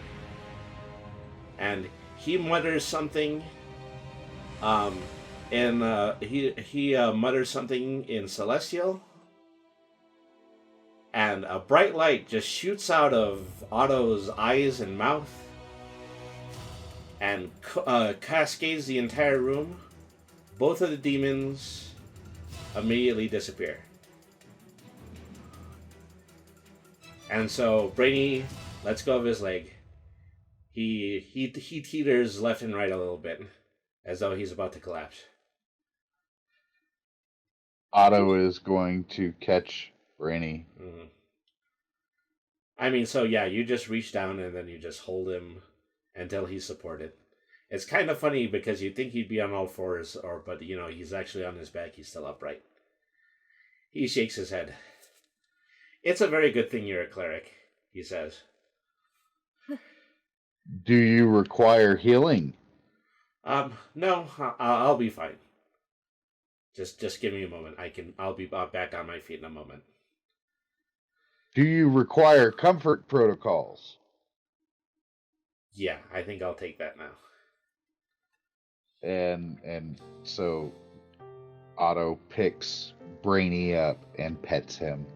There. Shh.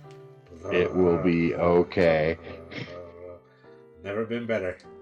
Could not be more comfortable.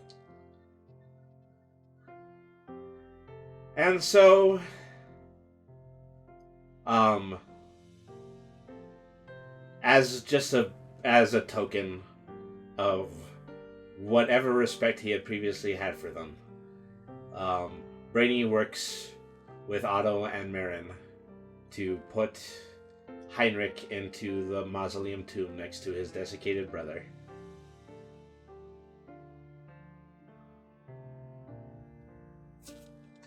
So everybody from there, Brainy takes the time in order to fireball open the entrance to the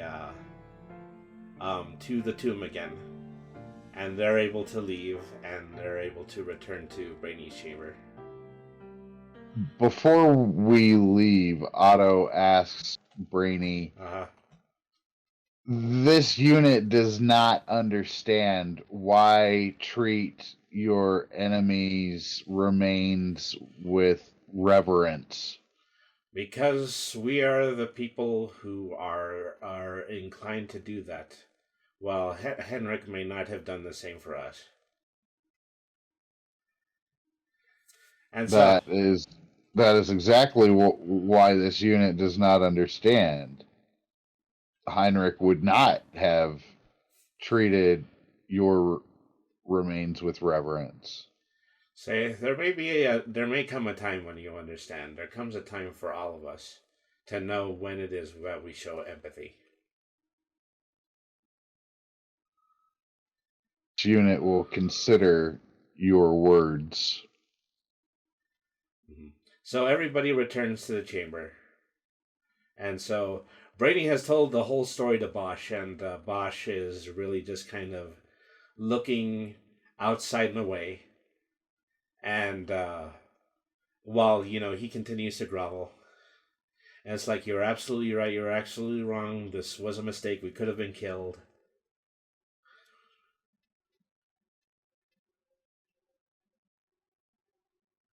So, and he just continues to just stand there with his head away and ignoring him.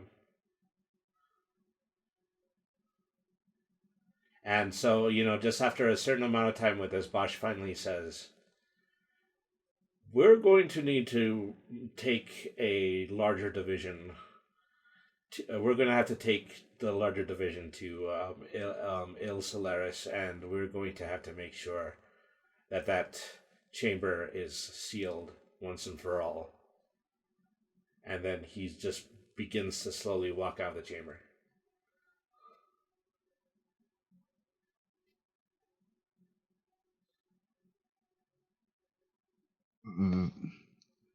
Does he have the resources to seal that significant of an opening to the Underdark? Oh, trust me, is that his capabilities are a lot stronger than mine. And so, rather morosely, Brainy returns to his usual seat cushion. Marin decides to join. Mm-hmm. So I guess you guys were right. Before we left, it was probably a mistake to trust Heinrich. I don't think it was. Why do you say that?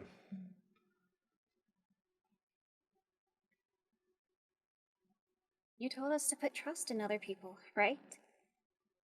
If it weren't for that, we wouldn't have been here. It would have just been you.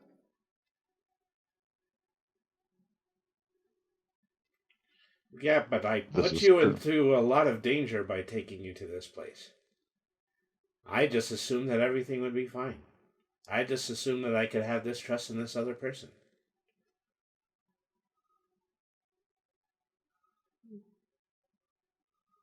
Maybe not him, but it's about the empathy that you've shown. That's just the kind of person you are. It doesn't make you wrong. It doesn't make him right. I guess you're right. Anybody who wasn't anybody who trusted Heinrich would have been tricked all just the same. And had you not trusted Heinrich, the anomaly would have continued to grow on this world, and now it has been subverted. That's right. And you were the one that followed the goblin as well. If it weren't for that and trying to trust him, then we wouldn't have even known it existed. Yeah. Things did really come out okay in that situation. Thank you, Marin. Well, I'm up for visiting Barfi over at the inn. If you guys would like to tag along. Sure. I'm sorry, not I. This unit feels inspired to write a song of our exploits and the power of trust and friendship.